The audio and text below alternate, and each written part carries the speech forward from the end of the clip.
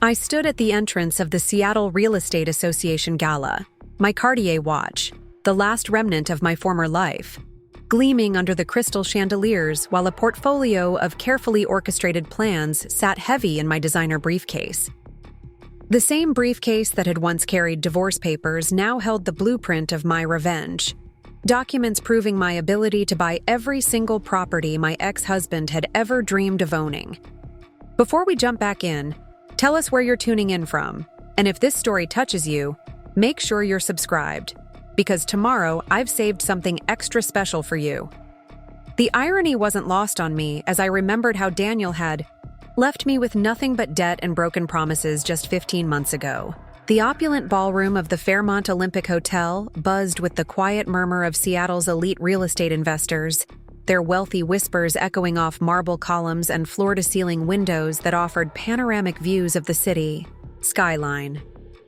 Golden autumn light streamed through the glass, catching the rim of my untouched champagne flute, a prop I'd been holding for the past hour while studying the room with calculated precision.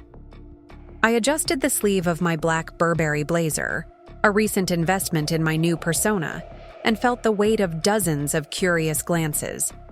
To them, I was a mystery, the unknown woman who had appeared on their radar 6 months ago, methodically, acquiring properties across the city's most prestigious neighborhoods.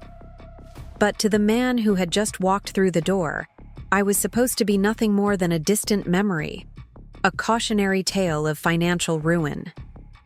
Daniel Thompson strode into the room with the same arrogant confidence that had once charmed me into marriage. His tall frame was wrapped in a custom-made suit that probably cost more than most people's monthly mortgage payments.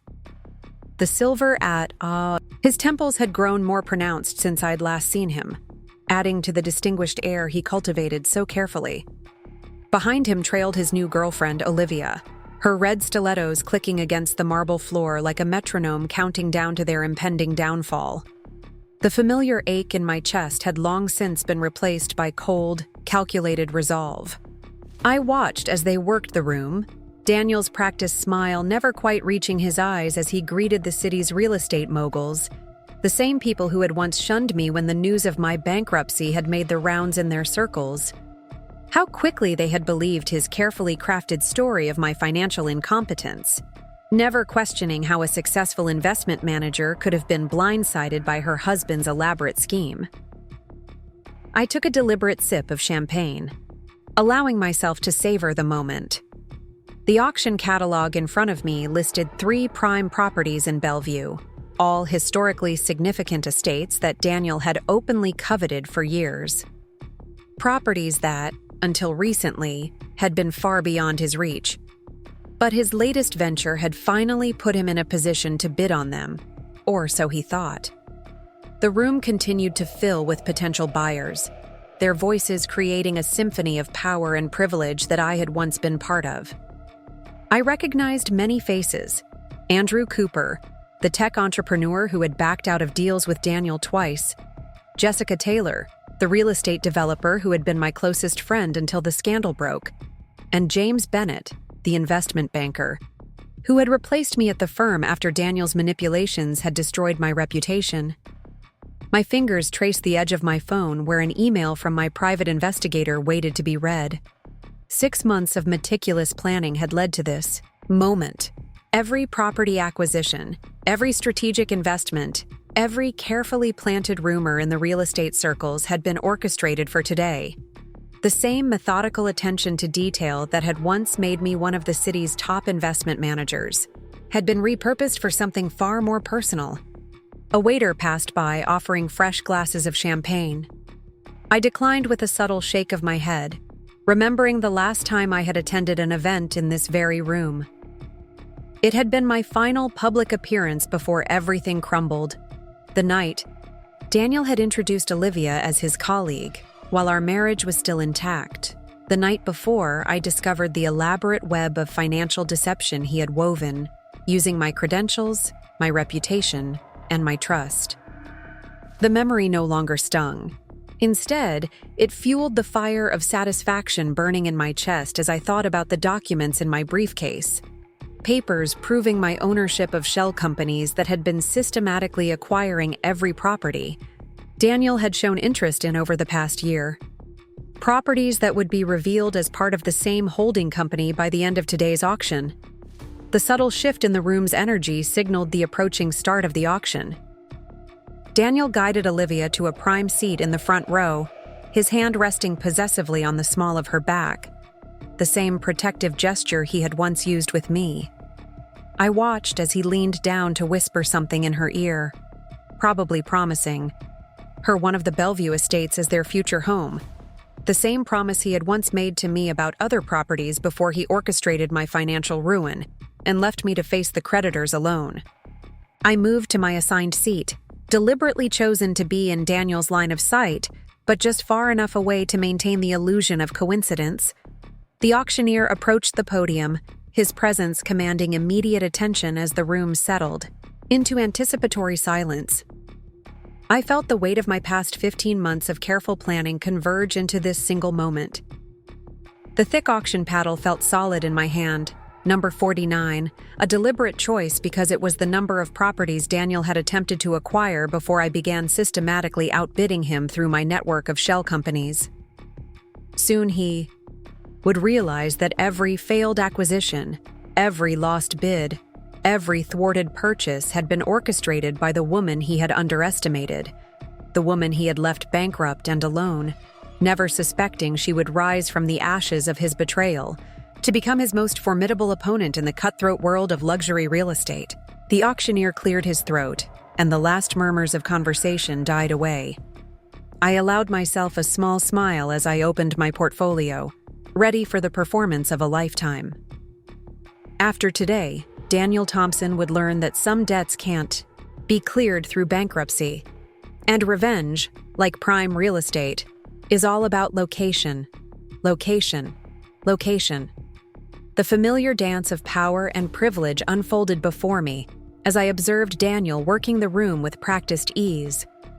Each handshake, each carefully timed laugh, each strategic touch of his hand on someone's shoulder was choreographed with the precision of a man who had built his empire on the art of manipulation. I watched him move through the crowd of Seattle's elite, remembering how I had once been mesmerized by that same calculated charm. Olivia floated in his wake, playing her role to perfection in a scarlet Valentino dress that probably cost more than what most people made in a month. Her diamond tennis bracelet caught the light with every gesture, a new addition to her collection that I recognized from the same jeweler who had once sized my engagement ring. The irony wasn't lost on me. Daniel had always been predictable in his patterns, from his choice in jewelry to his selection of victims. From my strategically chosen position near the auction floor's eastern corner, I could observe without drawing attention. The old Rebecca would have been obvious in her surveillance, but 15 months of careful planning had taught me the power of invisibility. I watched as Andrew Cooper approached Daniel, their handshake lasting a fraction too long, a detail that confirmed my private investigator's report about their recent private dealings. Despite the outward display of cordial business relationships, I knew the truth about the cracks beneath the surface of Daniel's carefully constructed facade. James Bennett, my former colleague, hovered at the edges of their conversation, his eager expression betraying his desperate need for Daniel's approval. The same expression I had seen in board meetings before Daniel had orchestrated my downfall. James had stepped into my position at the firm with suspicious convenience, never questioning how a woman with my track record could have suddenly committed such devastating financial miscalculations. Now, watching him laugh too loudly at Daniel's jokes, I could see the insecurity that made him such an easy pawn in our world of high-stakes real estate. The weight of my Mont Blanc pen felt reassuring as I made subtle notes in my portfolio, documenting each interaction, each whispered conversation. 15 months ago, I had learned the hard way that in this world, everything had to be documented. Every seemingly insignificant detail could become crucial ammunition. The same attention to detail that had once made me one of the top investment managers in the city now served a different purpose. calculating not just financial returns, but the precise moment of maximum impact. Jessica Taylor's entrance caused a subtle shift in the room's energy. Her reputation as a ruthless property developer preceded her, and even Daniel's confident smile flickered slightly as she approached his group. I remembered countless dinner parties at her Queen Anne mansion where she had once called me her closest friend, the same friend who had turned her back when the scandal broke, accepting Daniel's version of events without question.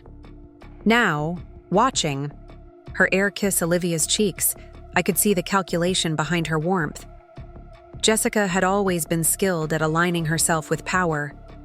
Preparing and narrating this story took us a lot of time, so if you are enjoying it, subscribe to our channel. It means a lot to us. Now back to the story. The memory of my last conversation with Jessica surfaced unbidden.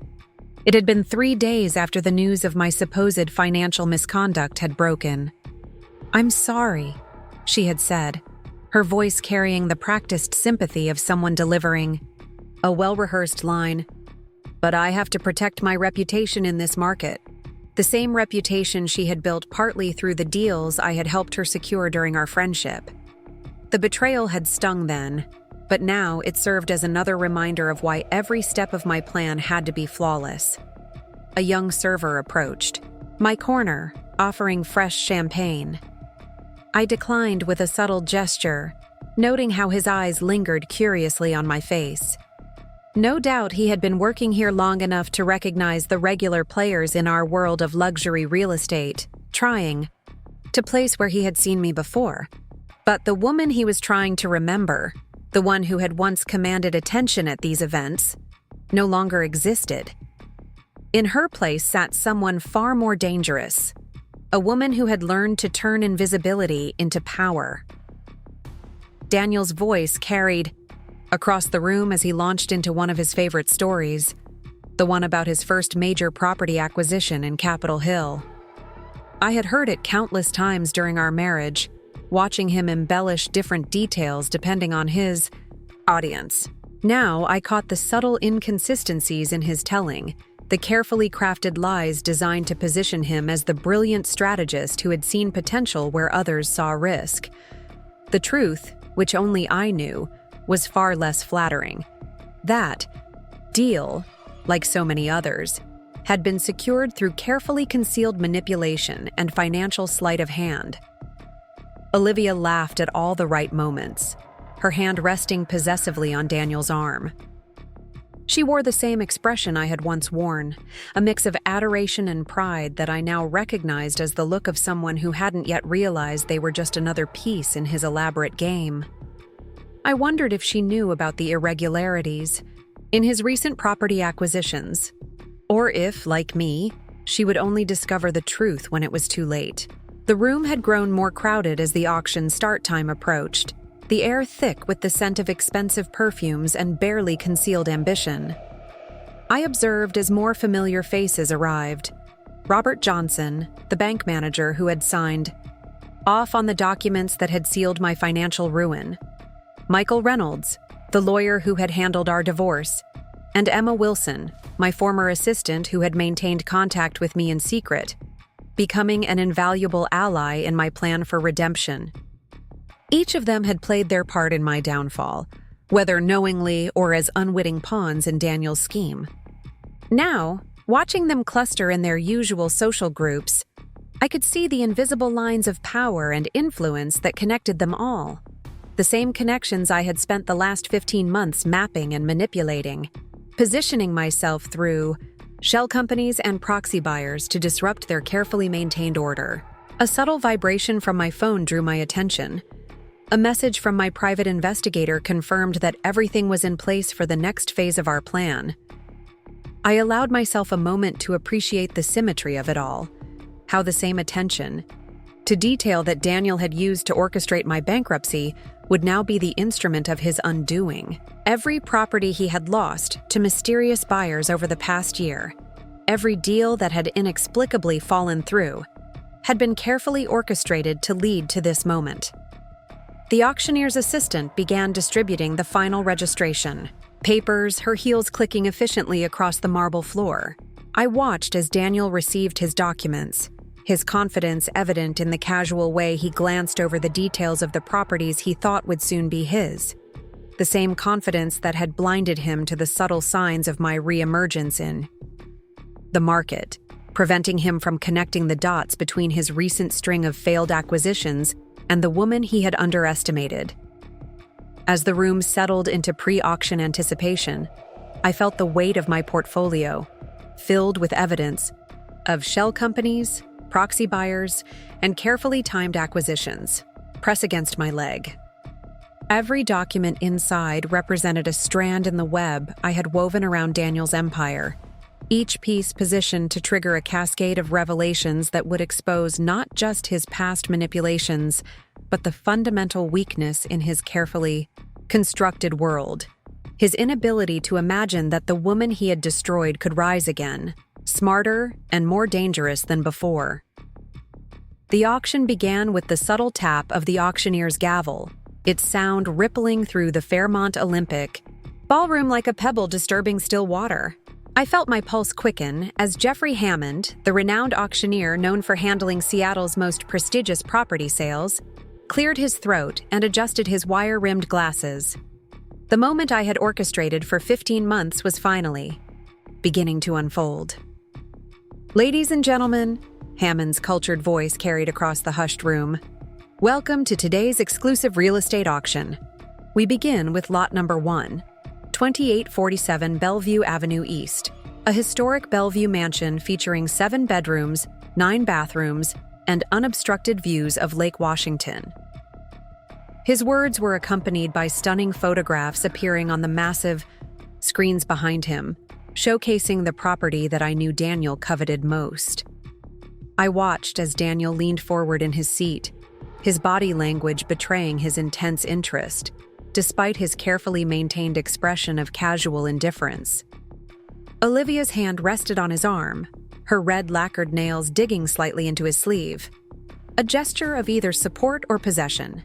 I couldn't quite tell from my position. I could see the slight smile playing at the corners of his mouth, the same smile I had once mistaken for genuine warmth, but now recognized as his tell for anticipated victory. We'll start the bidding at $8 million, Hammond announced, his gavel poised.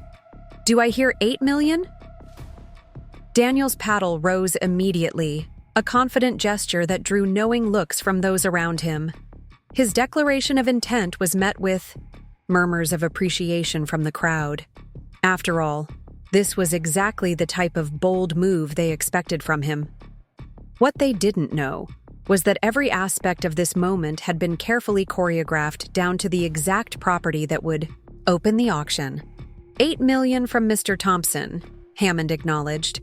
Do I hear 8.5? A paddle rose from the back of the room, one of my proxy buyers, right on cue.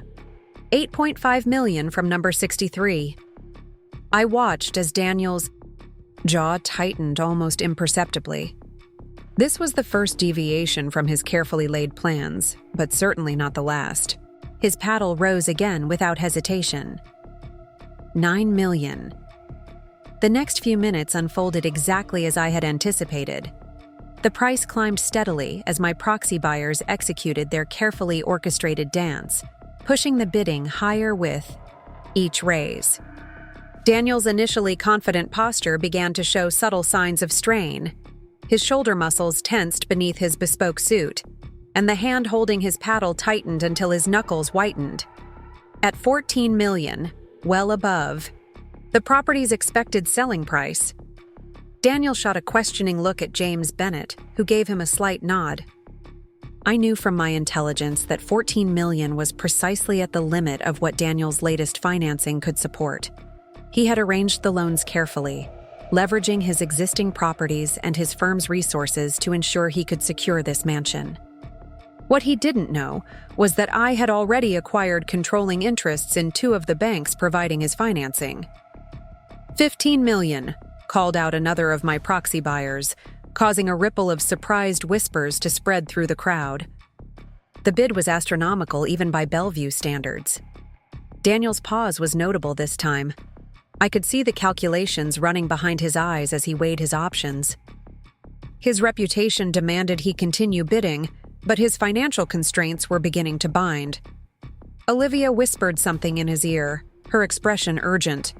After a moment that seemed to stretch endlessly, his paddle rose again. 15.5 million. The next bid came instantly. 17 million. The room fell silent. Even Hammond seemed momentarily taken aback by the aggressive jump. Daniel's face remained composed, but I could see the slight tremor in his hand as he lowered his paddle. He turned to confer quietly with James Bennett, their heads bent together in urgent discussion. From my angle, I could see the sheen of sweat beginning to form on Bennett's forehead. 17 million for the first time. Hammond's voice cut through the tension. 17 million for the second time. Daniel's paddle stayed down. The gavel fell with a decisive crack. Sold to bidder number 63 for $17 million. The loss of the first property was just the beginning. As the auction proceeded to the second lot, another mansion Daniel had openly expressed interest in, the pattern repeated itself.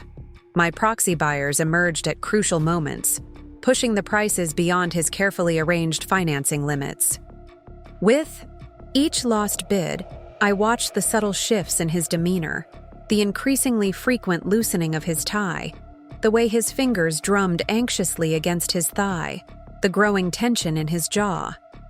By the time the third property slipped through, his grasp, the whispers in the room had grown more pronounced. The invincible Daniel Thompson was failing to secure any of his targeted properties. And in the ruthless world of luxury real estate, such a public display of weakness was blood in the water. I observed as Jessica Taylor leaned over to whisper something to Andrew Cooper, both of them shooting speculative glances in Daniel's direction. The same people who had once abandoned me to protect their reputations were now beginning to question his. The irony was exquisite. The pivotal moment, the one I had planned for months, came during the auction of the fourth property. As Hammond announced the starting bid, my phone lit up with a text message, right on schedule. An associate of mine, who worked at one of Seattle's top financial newspapers, had published an article questioning the stability of Daniel's recent real estate ventures. Within minutes, phones around the room began buzzing as the story spread through the city's elite social networks. I watched as Daniel reached for his own phone, his face draining of color as he read the notification. His eyes darted around the room, no doubt noting the way people were now openly staring at their screens, and then at him. Olivia's perfectly maintained composure cracked slightly as she read over his shoulder, her hand flying to her throat in a gesture of distress. The article detailed a pattern of suspicious financial activities surrounding recent property acquisitions attempted by Daniel's company. It didn't explicitly accuse him of wrongdoing, but the implications were clear to anyone who understood the industry. More importantly, it hinted at upcoming revelations about the true ownership of several key properties he had failed to acquire over the past year. The whispers in the room grew louder, and I could see the exact moment Daniel realized his carefully constructed world was beginning to unravel. His eyes scanned the room frantically, no doubt searching for allies among the faces that had once smiled so readily at him. But in our world, allegiance followed power, and the first cracks in his facade were already showing.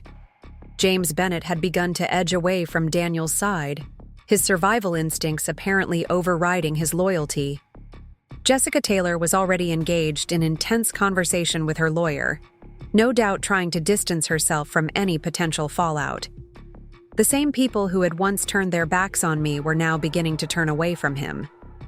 It was then, in that moment of growing chaos, that Daniel's eyes finally found mine across the room. I held his gaze steadily, allowing myself a small smile, the kind he had once given me when he thought he had won. Recognition dawned in his eyes, followed quickly by disbelief, and then, most satisfyingly, fear.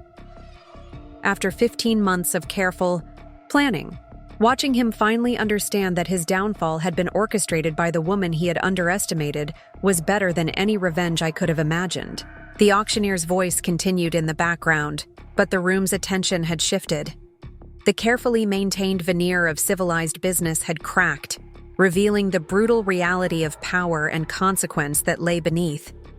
As Daniel's world began to crumble in real time, I remained perfectly still in my seat, a silent witness to the destruction I had orchestrated. The disruption I had planned was complete, but this was only the beginning of his fall from grace. As chaos erupted in the auction room, my mind drifted back to the precise moment, exactly 1 year ago, when my transformation from victim to victor had begun. I remembered standing in the rain outside a small cafe in Vancouver's Gastown district, my hand trembling slightly as I read an email that would change everything. The message was from Martin Lee, my former client from my investment management days, and contained just 4 words. "I believe in you still." Those words had been my lifeline, arriving exactly when I had hit rock bottom. I had fled to Vancouver after the bankruptcy, using the last of my savings and the only asset Daniel hadn't managed to touch, a small inheritance from my grandmother that he hadn't known about. While he assumed I was broken and hiding in shame, I was actually laying the groundwork for the most elaborate property acquisition strategy Seattle had ever seen. Martin hadn't just offered belief, he had offered resources. As one of Asia's most successful real estate moguls, he remembered how I had helped him navigate the complex waters of American property investment years ago. More importantly, he had never believed the stories of my supposed financial incompetence. "A woman who quadrupled my portfolio in 2 years doesn't make amateur mistakes," he had said during our first meeting in his gleaming office overlooking Vancouver Harbor. That meeting had lasted 6 hours, during which I had laid out my suspicions about Daniel's methods and my plan for exposing them. Martin had listened intently, asking occasional sharp questions that helped refine my strategy. By the end of the night, he had not only agreed to become my silent partner, but had also introduced me to his network of discreet international investors, who operated through complex networks of shell companies.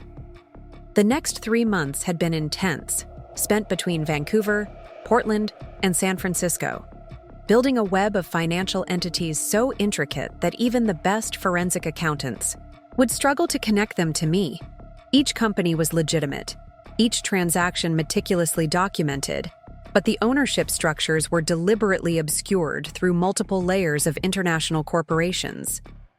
I had learned from Daniel's methods, but unlike him, I ensured everything I did was technically legal, just extraordinarily complex. My first move had been to acquire a small property management firm in Delaware, which then purchased a controlling interest in a Singapore-based investment company, which in turn owned shares in multiple real estate holding companies across 3 continents. This labyrinthine structure allowed me to begin acquiring properties without raising suspicions.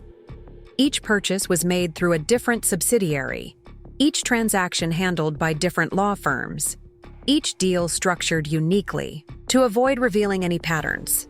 I remembered the first property I had taken from Daniel's grasp, a boutique hotel in Capitol Hill that he had been negotiating to purchase for months. Through my network of sources, I had learned exactly how much he was planning to offer and had swooped in 24 hours before his scheduled closing with an all-cash offer that the sellers couldn't refuse. The property had gone to one of my shell companies registered in the Cayman Islands and operating through a Swiss bank account. The look on his face when that deal had fallen through had been my first taste of satisfaction, though he had no idea. I was behind it. That success had emboldened me, and over the next several months, I had systematically targeted every property he showed interest in. Each acquisition was carefully timed to appear random, each purchase made through a different entity, each transaction designed to slowly drain his resources as he was forced to repeatedly engage in bidding wars he couldn't win. Martin's training had been invaluable during this period. He had taught me the art of patience in property warfare, showing me how to use time and market psychology as weapons. "Real estate isn't just about buildings," he had said. "It's about understanding human nature. The strongest position is the one your opponent doesn't know you hold."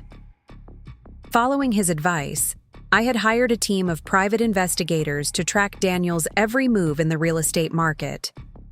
Every lunch meeting, every property viewing, every casual expression of interest in a building was noted and analyzed. I built a comprehensive map of his intended acquisitions, always staying 2 steps ahead of his plans. The most satisfying part had been watching him gradually deplete his financial resources trying to secure properties that kept slipping through his fingers. Each failed acquisition forced him to take on more debt, leverage more assets, make riskier financial moves. I knew his patterns. He would never back down from a property he wanted. His ego wouldn't allow it. It was this predictability that I had used against him, leading him into a carefully laid trap of his own making. My team of financial analysts, all hired through separate consulting firms to maintain discretion, had tracked every loan, every leverage point, every financial manipulation he employed. I watched as he gradually used up his credit lines, stretched his resources thin, and began taking increasingly desperate measures to maintain his appearance of success. The true masterstroke had been acquiring controlling interests in 2 of the regional banks he relied on for financing. This had been done through a series of minority shareholding purchases by different offshore companies, each seeming unrelated but all ultimately controlled by my primary holding company. It had taken 6 months and nearly half of my available capital, but it gave me the power to monitor his financial movements from the inside and, when the time was right, begin subtly restricting his access to credit. As these memories flowed through my mind, I watched Daniel across the auction room, knowing that he was just beginning to understand the extent of his predicament. The properties he had lost today were just the visible part of the iceberg. Within the next 24 hours, he would discover that most of the properties he had failed to acquire over the past year were actually controlled by a single entity, my primary holding company, soon to be revealed as one of the largest property owners in Seattle. The dossier in my briefcase contained proof of every transaction, every shell company, every strategic move I had made. More importantly, it contained evidence of how I had used entirely legal means to accomplish what he had done through fraud and manipulation. Every document was ready to be released to the press, showing how a woman he had underestimated had outmaneuvered him at his own game. My phone buzzed quietly. Another message from Martin. All final transfers complete. Checkmate. I allowed myself a small smile, knowing that at this exact moment, the ownership of several key properties was being transferred to my primary holding company, consolidating my position as one of the city's most significant property owners. The timing was precise, designed to coincide with the moment Daniel would be most vulnerable. Looking around the room at the whispered conversations and concerned glances, I knew that Seattle's real estate elite were about to discover that the woman they had shunned 15 months ago had risen from the ashes of bankruptcy to become their most powerful colleague. Every person who had turned their back on me would soon realize they had backed the wrong player in this high-stakes game. The satisfaction I felt wasn't just about revenge. It was about justice served through the very system Daniel had tried to use against me. While he had relied on fraud and manipulation, I had built my resurrection on meticulous planning and legitimate business strategies. His fall would come not from broken laws, but from being outmaneuvered by the woman he had thought too weak to fight back. The auction room had transformed into a battlefield of whispers and hastily made phone calls. The growing realization of Daniel's successive failures rippled through the crowd like shockwaves after an earthquake. But I remained perfectly still in my seat, a calm eye in the center of the storm I had created. Each ping of a notification on the gathered phones, each hurried conversation, each worried glance was another piece of my victory falling perfectly into place. I watched as Daniel's carefully constructed world began to fracture around him. His phone hadn't stopped buzzing since the article broke. No doubt his lawyers, investors, and partners all demanding explanations. Olivia had excused herself 10 minutes ago, her stilettos clicking a hurried retreat toward the ladies' room. but not before I caught the look of barely concealed panic in her eyes. The same look I had worn 15 months ago when my own world had imploded. James Bennett was now openly avoiding Daniel's attempts to catch his eye, suddenly deeply engaged in a conversation with two real estate developers near the bar. I could read the calculation in his stance, the same survival instinct that had led him to distance himself from me during my downfall was now prompting him to abandon Daniel. In our world, loyalty lasted only as long as power did. Jessica Taylor had positioned herself strategically near the exit, her phone pressed to her ear as she spoke in urgent whispers. Even from across the room, I could read her lips forming the words damage control and distance ourselves. The irony wasn't lost on me. She had used the same phrases when cutting ties with me, always the first to abandon a sinking ship. A subtle movement caught my eye as Andrew Cooper slipped out of the ballroom, no doubt heading to his office to reassess his recent deals with Daniel. I knew from my intelligence that they had 3 major development projects in the pipeline, all of which would now be scrutinized in light of today's events. The house of cards was falling exactly as I had planned, each reaction triggering another in a perfectly choreographed dance of destruction. My phone vibrated with a message from Emma. Second phase initiated. All documents being released to major financial publications in next 30 minutes. I allowed myself a small sip of water, feeling the cool liquid contrast with the warm satisfaction spreading through my chest. The article that had shaken the room was just the opening salvo. The real bombshells were yet to come. Daniel was now standing near the podium, engaged in what appeared to be a heated discussion with his primary lawyer, Michael Reynolds. I could see the tension in Daniel's shoulders, the way his left hand kept adjusting his tie. A nervous tick. I remembered from our marriage, one that only appeared when he felt truly threatened. Reynolds' usually composed face showed signs of strain as he scrolled through something on his tablet, likely reviewing the mounting evidence of their precarious position.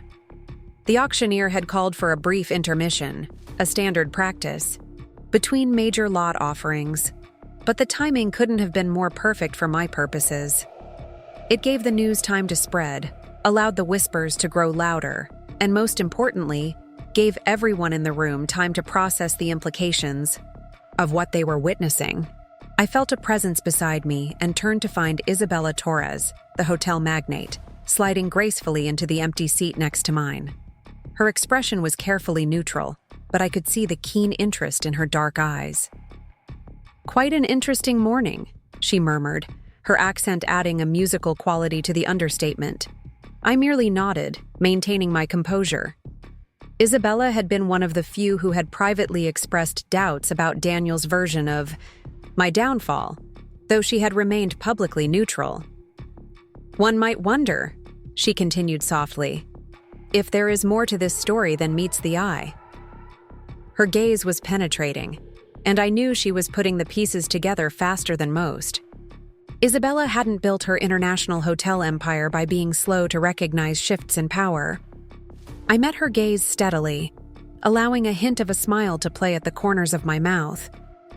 "The real estate market is full of surprises," I replied, my voice carrying just enough weight to confirm her suspicions without saying anything explicit. Her eyes widened slightly, and I saw the moment of recognition, the realization that she was sitting next to the architect of Daniel's downfall. Across the room, I noticed Robert Johnson, the banking executive who had signed off on my financial ruin, hurriedly gathering his things. His face had lost its usual ruddy color, replaced by a sickly pallor that suggested he understood the implications of what was unfolding. He had rubber-stamped Daniel's manipulated documents without proper due diligence, and now that decision was coming back to haunt him. A fresh wave of murmurs swept through the room as more phones lit up with notifications. The second wave of revelations was beginning right on schedule. I watched as people's expressions changed while reading the new information, the detailed exposé of how a mysterious holding company had systematically acquired prime Seattle properties over the past year. All properties that Daniel had publicly expressed interest in. The article didn't name me directly, but it laid out a pattern that would be impossible to ignore for anyone familiar with the players involved. More importantly, it raised questions about the financial stability of Daniel's recent ventures, hinting at the over-leveraged positions and desperate maneuvers he had employed in his failed attempts to secure properties. Olivia had returned to Daniel's side, but her body language had shifted subtly. She stood slightly apart from him now, her perfectly manicured hands clutching her phone like a lifeline. I recognized the look in her eyes, the same one I had worn when I first began to suspect that my husband wasn't the man I thought he was. The seeds of doubt had been planted, and I knew from experience they would grow rapidly in the fertile soil of suspicion. A movement near the entrance caught my attention as Marcus Blackwood, Daniel's tennis partner and confidant, entered the room. His face was grave as he made his way directly to Daniel, ignoring the attempts of others to catch his attention. The die message he delivered caused Daniel's face to drain of what little color remained. The satisfaction I felt wasn't just about revenge. It was about justice, served through the very system Daniel had tried to use against me. While he had relied on fraud and manipulation, I had built my resurrection on meticulous planning and legitimate business strategies. His fall would come not from broken laws, but from being outmaneuvered by the woman he had thought too weak to fight back. I could feel the weight of the moment settling around me, the culmination of 15 months of careful planning crystallizing into this perfect instance of revelation. The room continued to buzz with speculation and concern, but I remained still, allowing the chaos to swirl around me while maintaining my position of calculated observation. Each reaction, each hurried exit, each whispered conversation was another note in the symphony of Daniel's downfall, a composition I had orchestrated with painstaking precision. The next wave of revelations would be even more devastating, timed to coincide with the resumption of the auction. As I watched Daniel's world crumble piece by piece, I felt not just the satisfaction of revenge, but the deep, resonant pleasure of knowing that I had beaten him at his own game, using the very tools and methods he had thought himself master of. The intermission was drawing to a close, and Jeffrey Hammond was making his way back to the podium. The room had shifted from its earlier atmosphere of refined competition to one charged with tension and uncertainty. The moment had come for my final move, the one that would transform me from a silent observer to the undisputed power player in Seattle's real estate world. I rose from my seat with deliberate grace, feeling the weight of my Burberry blazer against my shoulders like armor. The portfolio in my hand contained documents that would shatter the last remnants of Daniel's carefully constructed facade. Each step I took toward the podium echoed against the marble floor, drawing attention from the scattered group still engaged in urgent whispered conversations. "Mr. Hammond," I called out, my voice carrying clearly across the room. "I believe it's time for an important announcement regarding today's proceedings." The auctioneer paused, his experience with high-stakes auctions evident in the way he quickly assessed the situation and gave me a professional nod. Daniel's head snapped up at the sound of my voice, his eyes widening with a mixture of recognition and dawning horror. The room fell silent as I made my way to the front, the click of my heels against marble the only sound in the suddenly still air. Olivia's hand froze halfway to her mouth, her perfectly applied lipstick slightly smudged from nervous biting. "Ladies and gentlemen," I began, my voice steady and confident, "I think it's time we bring some clarity to today's events." I opened my portfolio and removed a sleek tablet, activating it to project onto the screens behind the podium. My name, as some of you may remember, is Rebecca Mitchell Thompson, though I've recently returned to my maiden name, Rebecca Mitchell. The whispers started immediately, but I continued, my voice cutting through them with practiced authority. Over the past year, through my holding company Mitchell Global Ventures, I have acquired controlling interests in several significant properties in the Seattle metropolitan area. With a swipe of my finger, a map appeared on the screens showing dozens of properties highlighted in red, every single one a building Daniel had tried to purchase. These acquisitions, all conducted through legitimate and fully documented transactions, represent a total investment of over $1, $2 billion in prime Seattle real estate. Another swipe brought up a complex chart of corporate structures. Each property was acquired through various subsidiary companies, all ultimately controlled by Mitchell Global Ventures. I could see Daniel's lawyer Reynolds frantically typing on his phone, no doubt trying to verify the information I was presenting. Jessica Taylor had moved closer, her earlier attempt to distance herself forgotten in the face of this dramatic revelation. James Bennett had gone pale, likely realizing that his quick abandonment of me 15 months ago had been a catastrophic miscalculation. Today's auction has made it clear that certain parties, I allowed my gaze to rest briefly on Daniel, have been operating under the misconception that they could continue their pattern of aggressive acquisition without consequence. I paused, letting the weight of my words sink in. That ends today.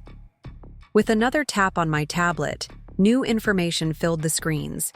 Detailed financial records showing how Daniel's recent property ventures had been built on increasingly shaky financial foundations. As the new controlling shareholder in both Pacific Northwest Trust and Emerald City Financial, I feel it's my duty to inform this gathering that all outstanding loans and credit lines will be undergoing immediate review for compliance. The impact was immediate. Daniel lurched to his feet, his face contorted with a mixture of rage and disbelief. "You can't," he began, but I cut him off smoothly. "I can, and I have," I stated, my voice carrying an edge of steel. "Every transaction, every shell company, every property acquisition has been meticulously documented and verified by 3 independent audit firms." I gestured to my tablet, where the logos of prestigious accounting firms now appeared. Unlike some, I believe in maintaining impeccable records. The room erupted in controlled chaos.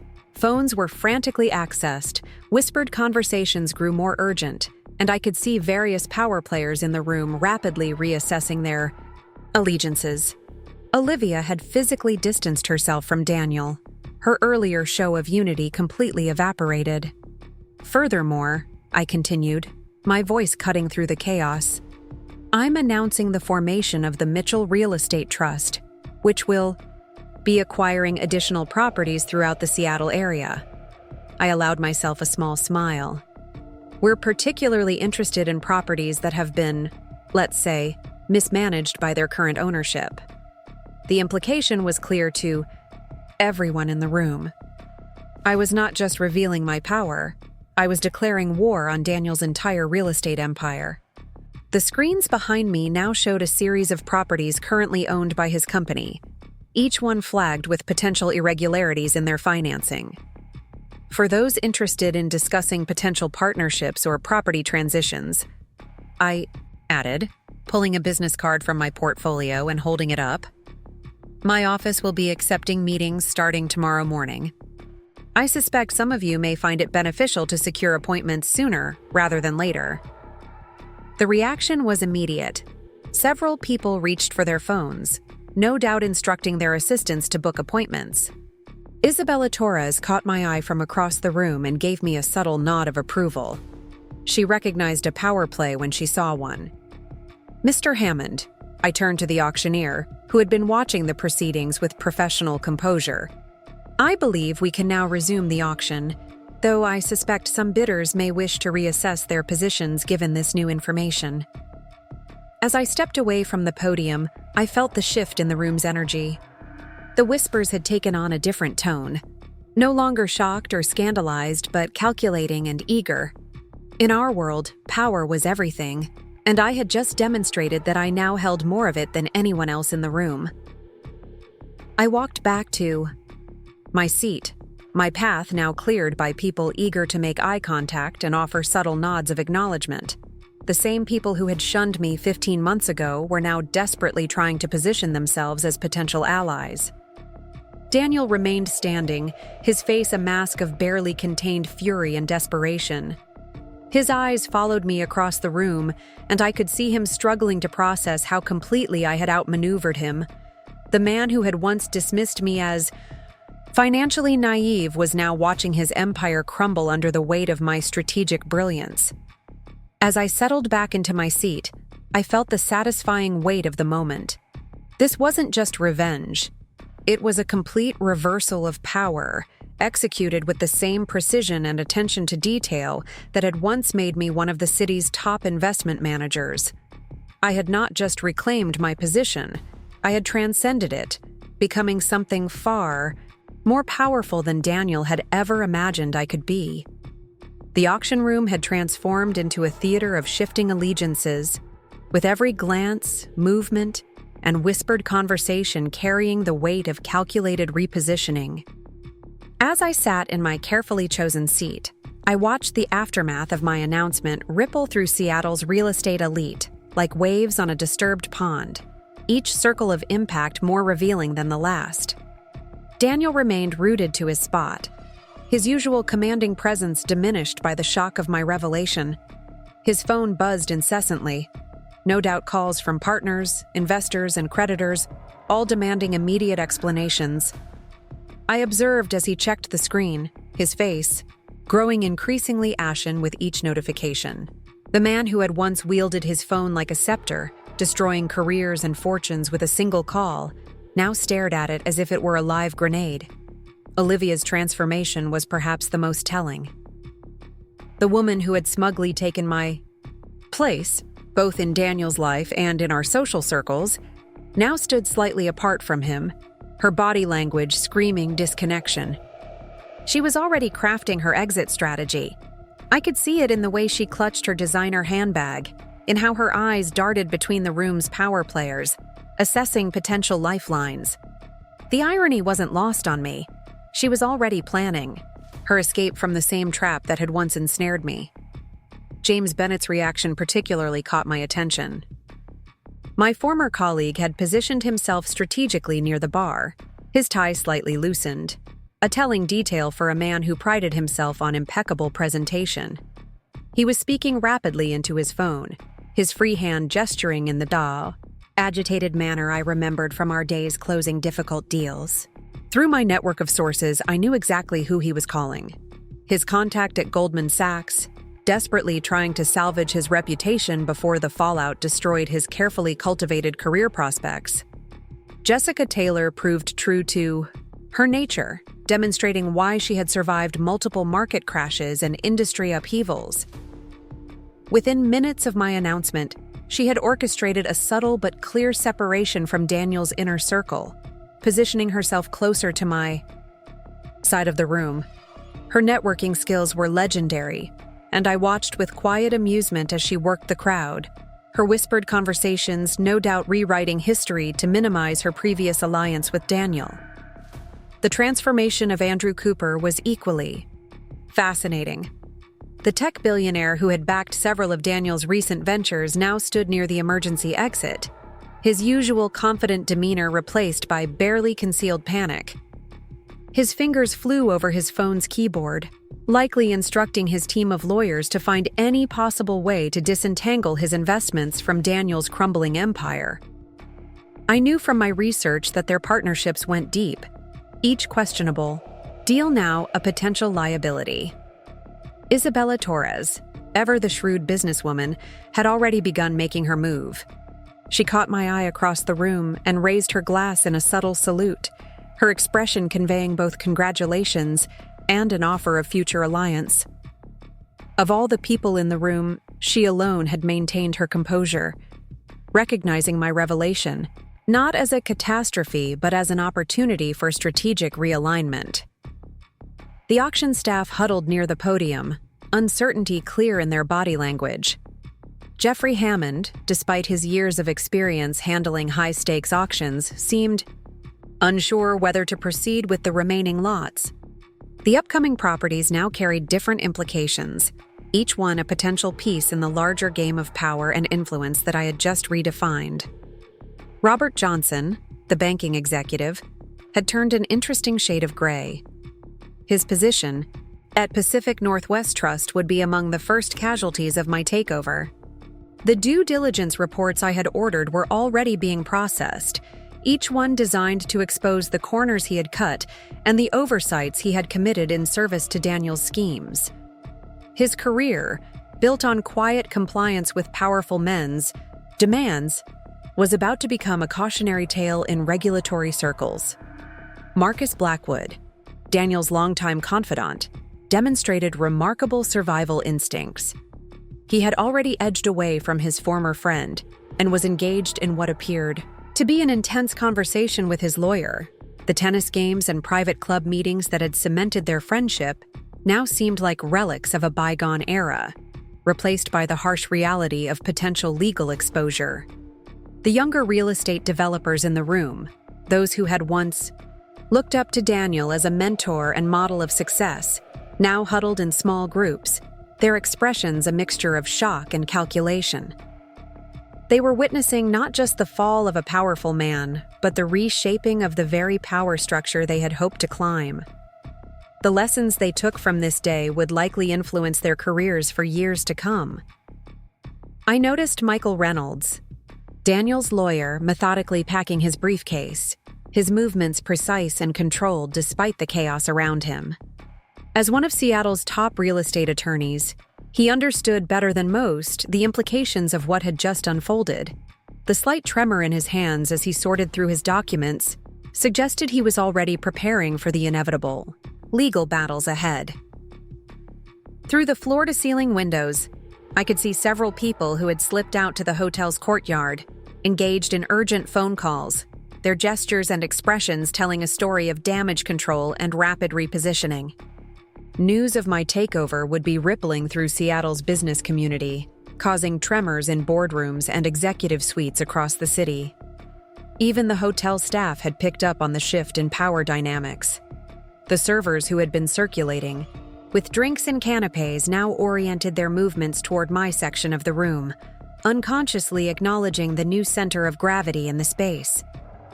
It was a subtle detail, but one that spoke volumes about how quickly power structures adjust to new realities.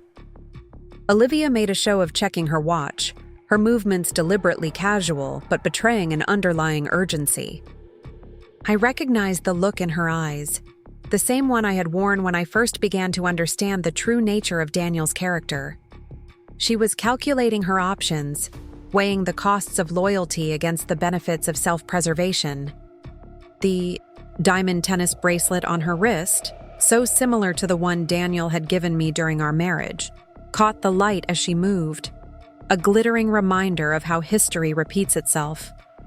The room had become a living tableau of cause and effect, each person's reaction triggering responses in others, creating a complex web of shifting relationships and allegiances. The carefully maintained facade of civilized business had cracked, revealing the raw dynamics of power and survival that had always lurked beneath the surface of our polished world. The remainder of the auction proceeded like a carefully orchestrated symphony of destruction, each lot another nail in the coffin of Daniel's empire. As the final gavel fell, I gathered my belongings with deliberate precision, every movement a statement of controlled power. The time had come for the physical demonstration of my victory, a series of carefully planned moves that would cement my transformation from victim to victor in the eyes of Seattle's real estate elite. I stood, smoothing my blazer with the same attention to detail that had characterized my 15-month journey of revenge. My briefcase, a recent acquisition that replaced the one Daniel had given me during our marriage, felt solid in my hand, weighted with documents that would reshape the city's real estate landscape. The room's attention followed my movement as I made my way toward the exit, my path deliberately taking me past Daniel's position. He still stood there, his earlier confidence shattered, looking somehow diminished in his bespoke suit. As I approached, he made a move as if to speak, but I cut him off with a single raised hand, the same dismissive gesture he had once used on me during board meetings. "Your office will be hearing from Mitchell Global Ventures' legal team within the hour," I stated, my voice carrying just far enough to reach the nearest clusters of interested observers. "I suggest you clear your schedule for the next few days." The symbolism wasn't lost on anyone in the room. The student had become the master, the victim, now the victor. I continued past him without waiting for a response, the click of my heels, against marble, creating a rhythm that seemed to echo the beating of my triumphant heart. Olivia had already disappeared, no doubt making calls to secure her own position in the aftermath of today's events.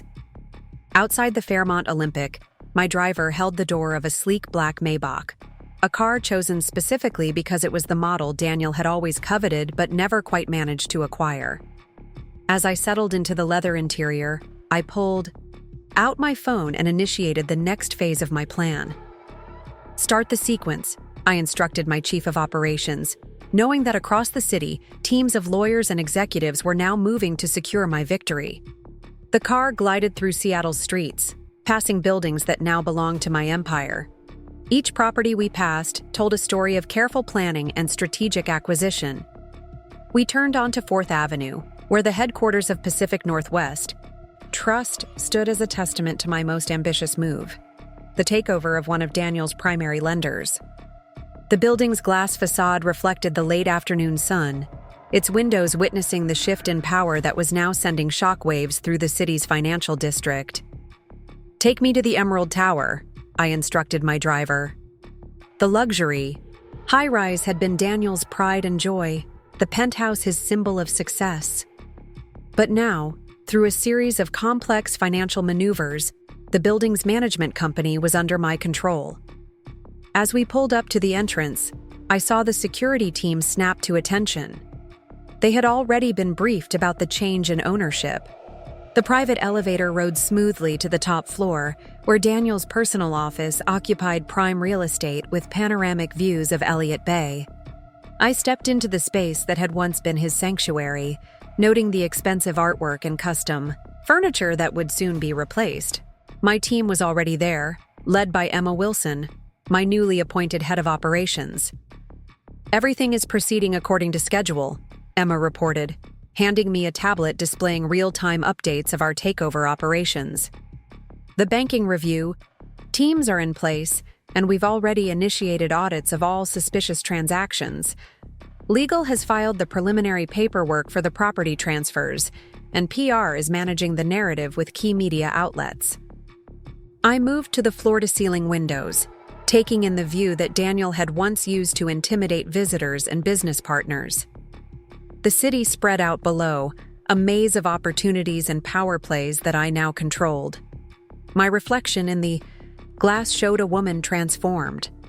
No longer the naive investment manager who had trusted her husband, but a force to be reckoned with in her own right.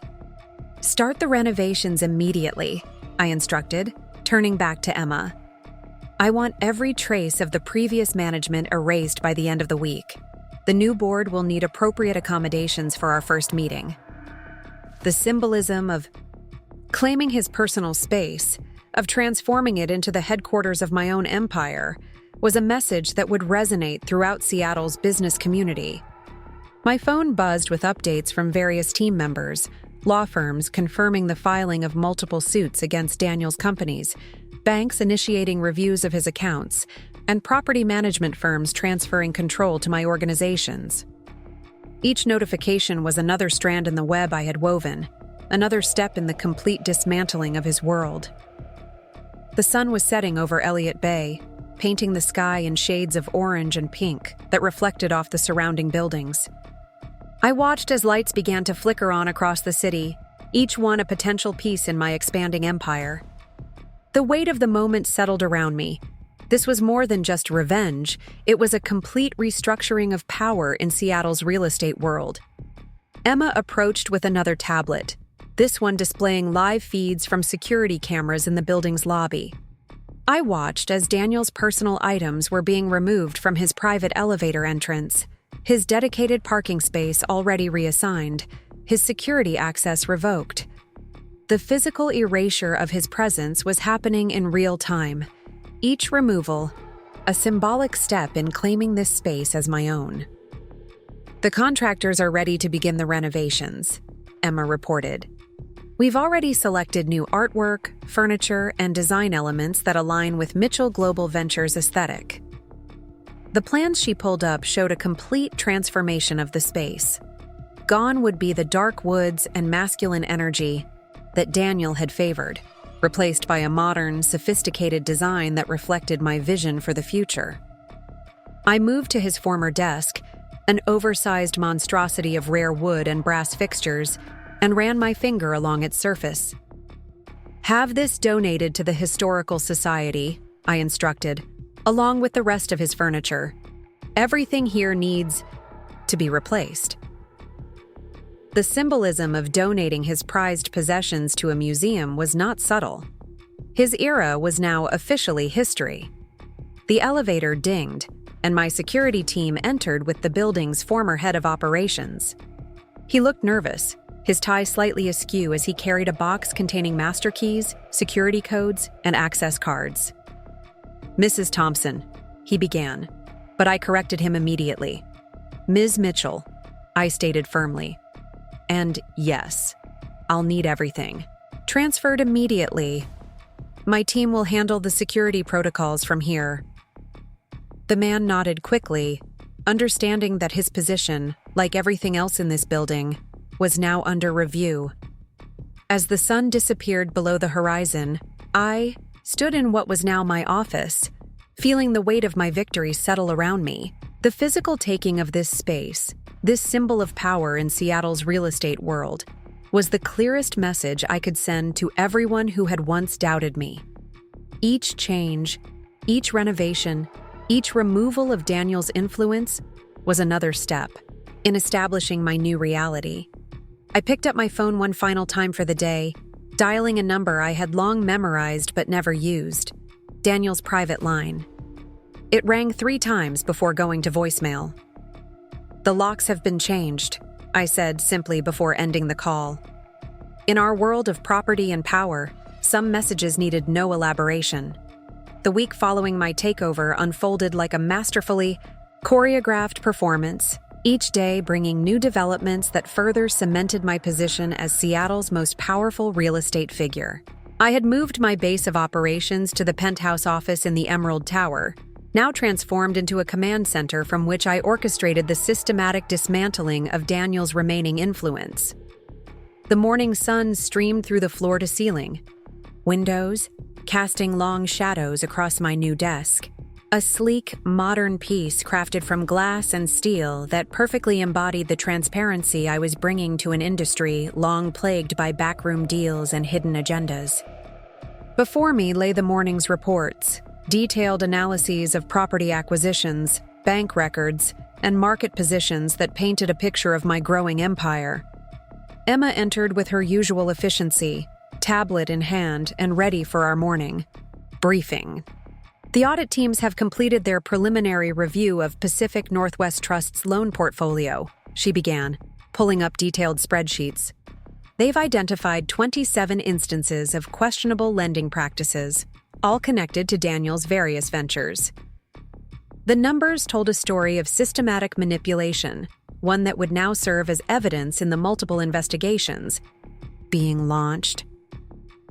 I sipped my morning espresso, served in a delicate cup from the same collection that Olivia had once bragged about at charity functions. "How are the property transitions progressing?" I asked, though I already knew the answer. In our world, asking was often more about sending a message than seeking information.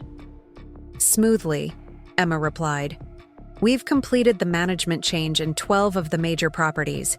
The remaining 5 will be transitioned by the end of the week." She paused, a slight smile playing at her lips. "The Emerald City Hotel Group has already reached out about potential partnership opportunities. Apparently, they're eager to distance themselves from their previous agreements with Daniel." The mention of the Emerald City Group brought a particular satisfaction. They had been one of the first to shun me during my supposed downfall. Now, they were practically begging for a meeting. I made a mental note to let them wait another week before having my office respond. My phone buzzed with a message from Martin, in Vancouver. The time difference meant he was already ahead of us, dealing with the Asian market's reaction to my power play. "Our partners in Singapore are quite impressed," his message read. "They're interested in expanding our collaboration to include properties in the Asian market." Another door opening, another opportunity arising from the ashes of my previous life. The intercom buzzed, and my assistant's voice came through. "Ms. Mitchell, Jessica Taylor is here for her 9 o'clock. Right on time." Jessica had been among the first to reach out after my revelation at the auction, eager to realign herself with the new power structure.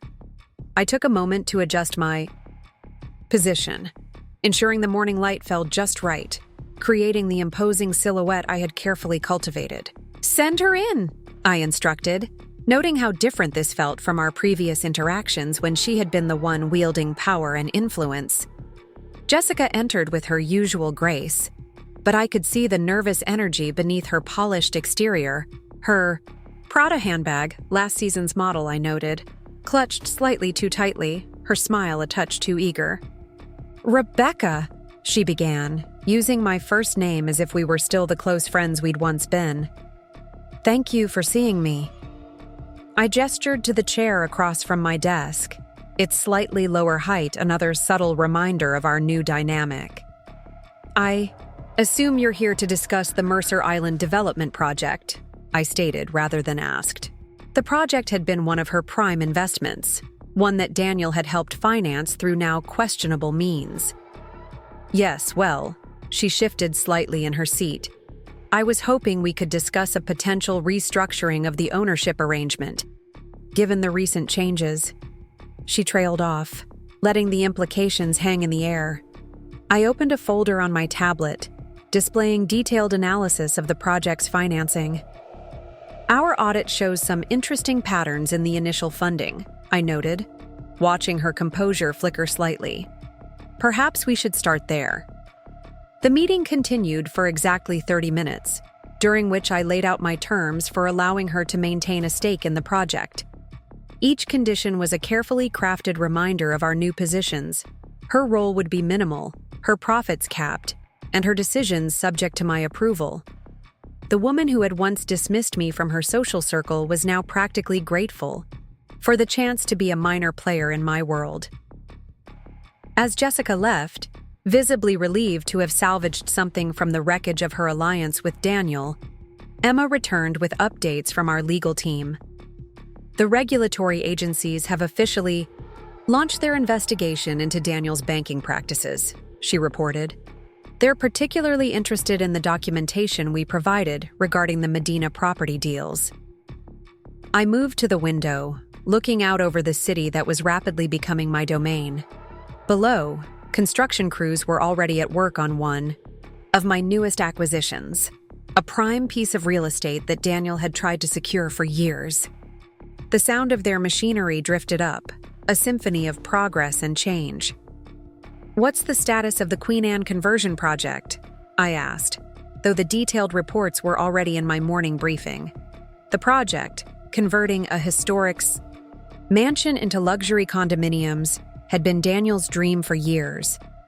Now it would be completed under my direction, with every detail reflecting my vision rather than his. Emma pulled up the relevant files. "The architectural plans have been revised according to your specifications. The Historical Society has approved our modifications, and the contractors are ready to begin next week." She paused, then added, "The penthouse unit that Olivia had been designing for herself has been completely reimagined. The new plans incorporate your suggestions for a community wellness center instead." The irony of transforming what would have been Olivia's dream home into a public space was not lost on either of us.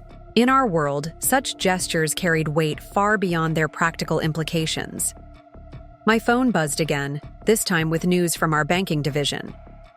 The review of Daniel's accounts had uncovered exactly what I had expected, a pattern of leveraged positions and risky investments that would now be his undoing. Each discovery was another thread pulled from the tapestry of his former life, another piece of evidence that would ensure his fall from grace was permanent. "Schedule the board meeting for tomorrow," I instructed Emma. "It's time to implement phase 2 of our expansion plan." The meeting would bring together the heads of all my newly acquired properties and companies, many of them former allies of Daniel who had quickly pledged their loyalty to the new power structure I represented.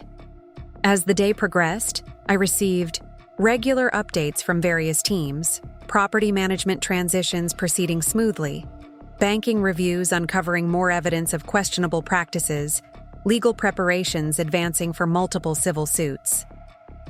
Each report was another brick in the foundation of my new empire, built not on the quicksand of manipulation and fraud, but on the solid ground of strategic thinking and legitimate business practices.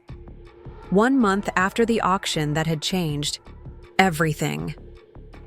I stood in my private office as the sun set over Seattle Bay, casting a golden glow across the city I now effectively controlled. The woman reflected in the floor-to-ceiling windows barely resembled the one who had fled in shame 15 months ago. The physical similarities were there, the same height, the same features, but everything else had transformed. My phone buzzed with another update from the financial teams handling the dismantling of Daniel's empire. Each notification represented another piece of his world crumbling, another asset being redistributed, another partner abandoning ship. But these updates no longer brought the sharp satisfaction they once had. Something deeper had taken root in place of that need for revenge. A profound understanding of my own power that transcended any desire to simply destroy what he had built. Emma entered with the evening briefing, her presence a reminder of how far I'd come from the days when I worked alone, driven by nothing but the need for vengeance. "The last of the property transfers has been completed," she reported, setting a leather portfolio on my desk. "Mitchell Global Ventures now officially controls 62% of premium real estate in the downtown district." I nodded, remembering a time when such news would have filled me with vindictive pleasure. Now it felt more like confirmation of something I already knew, that I had not just survived Daniel's betrayal, but had transcended it entirely. "What's the status of the Community Development Initiative?" I asked, turning my attention to the project that had increasingly occupied my thoughts. Emma pulled up the relevant documents on her tablet. "The conversion of the Bellevue property into affordable housing units is proceeding ahead of schedule." The local council was particularly impressed with the inclusion of the educational center and job training facilities. This project, transforming what would have been another luxury development into something that could actually benefit the community, represented everything I had learned about the true nature of power. It wasn't just about acquisition and control. It was about the ability to effect meaningful change. I moved to my desk, running my fingers along its smooth surface. The modern glass and steel construction had replaced Daniel's heavy wooden monstrosity, just as my transparent business practices had replaced his web of secret deals and hidden agendas. "Schedule a meeting with the educational consultants for next week," I instructed. "I want to be directly involved in developing the training programs." The irony wasn't lost on me that my quest for revenge had led me to discover a purpose far more meaningful than mere retribution. Each decision I now made carried the weight of responsibility to something larger than my own vindication. My phone lit up with a message from Martin. "Saw the announcement about the community development project. This is why I believed in you from the start." His words triggered memories of that rainy day in Vancouver, when he had offered not just financial backing but something far more valuable, belief in my capabilities when I had almost lost faith in myself. Olivia had reached out earlier in the week, her message a carefully worded attempt to position herself as an ally rather than an enemy.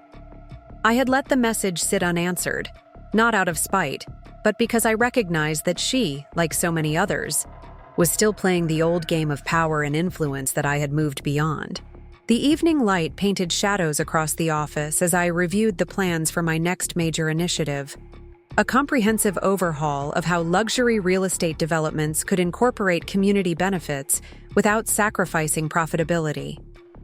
It was the kind of project that would have seemed impossible in my previous life, when success was measured solely in dollars and square footage.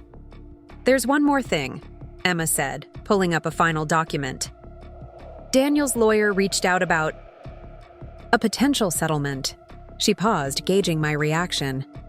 They're offering to surrender control of the remaining properties in exchange for dropping the pending investigations.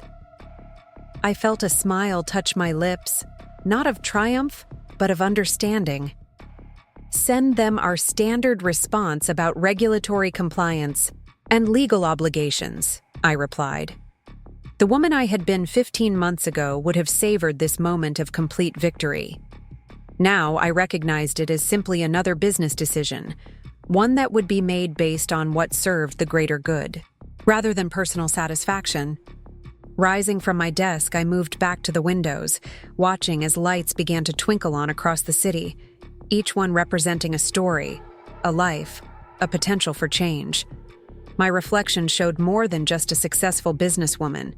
It showed someone who had learned that true power lies not in destroying others, but in building something meaningful from the ashes of destruction. The security team's evening report arrived, detailing the usual updates about building access and visitor logs.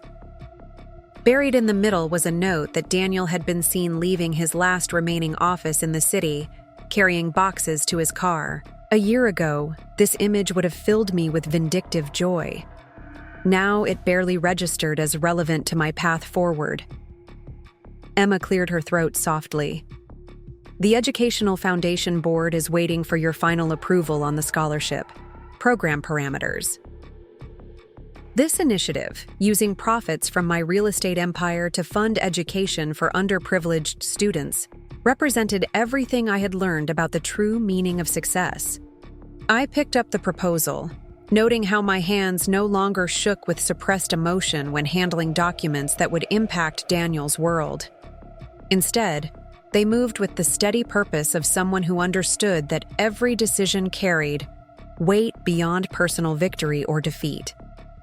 Schedule a dinner with Isabella Torres next week, I instructed Emma. I want to discuss expanding the educational initiative to include her hotel properties. Isabella, unlike many others, had recognized early on that my transformation was about more than just revenge. Her recent proposals for collaboration focused on sustainable development and community impact rather than mere profit. As night fell over Seattle, I gathered my things, preparing to leave for the day.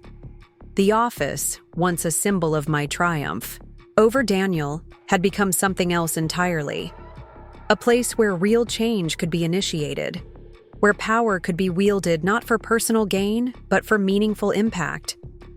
My driver waited with the car, ready to take me not to the luxury penthouse Daniel had once coveted, but to my modest yet elegant apartment in Fairmont. I had chosen it not for its prestige, but for its proximity to the community I was working to improve. The woman who had once measured success in square footage and designer labels had evolved into someone who understood that true power lies in the ability to effect positive change. The city lights blurred past the car windows as we drove, each streetlight illuminating a path far different from the one I had originally set out on. My journey had begun as a quest for revenge, but it had led me to something far more valuable. And understanding of who I truly was and what I was capable of achieving. 6 months after the auction that had reshaped Seattle's real estate landscape, I stood at the podium of the newly renovated Mitchell Center for Community Development, formerly Daniel's prized Bellevue acquisition. The morning sun streamed through the vast windows, illuminating the faces of hundreds of attendees gathered for the center's inaugural ceremony. The symmetry of the moment wasn't lost on me. The very property that had once symbolized Daniel's greed had been transformed into a beacon of hope and opportunity for the community. The audience represented a striking cross-section of Seattle society: community leaders, business executives, education advocates, and residents from the surrounding neighborhoods. In the front row sat Martin, who had flown in from Vancouver specifically for this event, his presence a reminder of how far I'd come from that rainy day when he had first offered his support and belief in my potential. 2 years ago, I began, my address, my voice carrying clearly through the state-of-the-art auditorium. I learned a fundamental truth about power and purpose. The faces before me were attentive, many of them the same people who had witnessed my supposed downfall and subsequent rise. True success isn't measured by what we acquire, but by what we create. From my position on the stage, I could see Isabella Torres nodding appreciatively. Our partnership had evolved far beyond the initial business alliance, blossoming into a collaboration that was reshaping how luxury properties could serve both profit and purpose. The educational programs we had implemented across our combined properties were already showing promising results. Jessica Taylor sat several rows back, her expression a mixture of respect and lingering regret. She had recently approached me about investing in the Community Development Initiative, a move that showed she too was beginning to understand that the old ways of doing business needed to evolve. I had accepted her investment not out of forgiveness, but because every ally in this new mission mattered more than old grudges.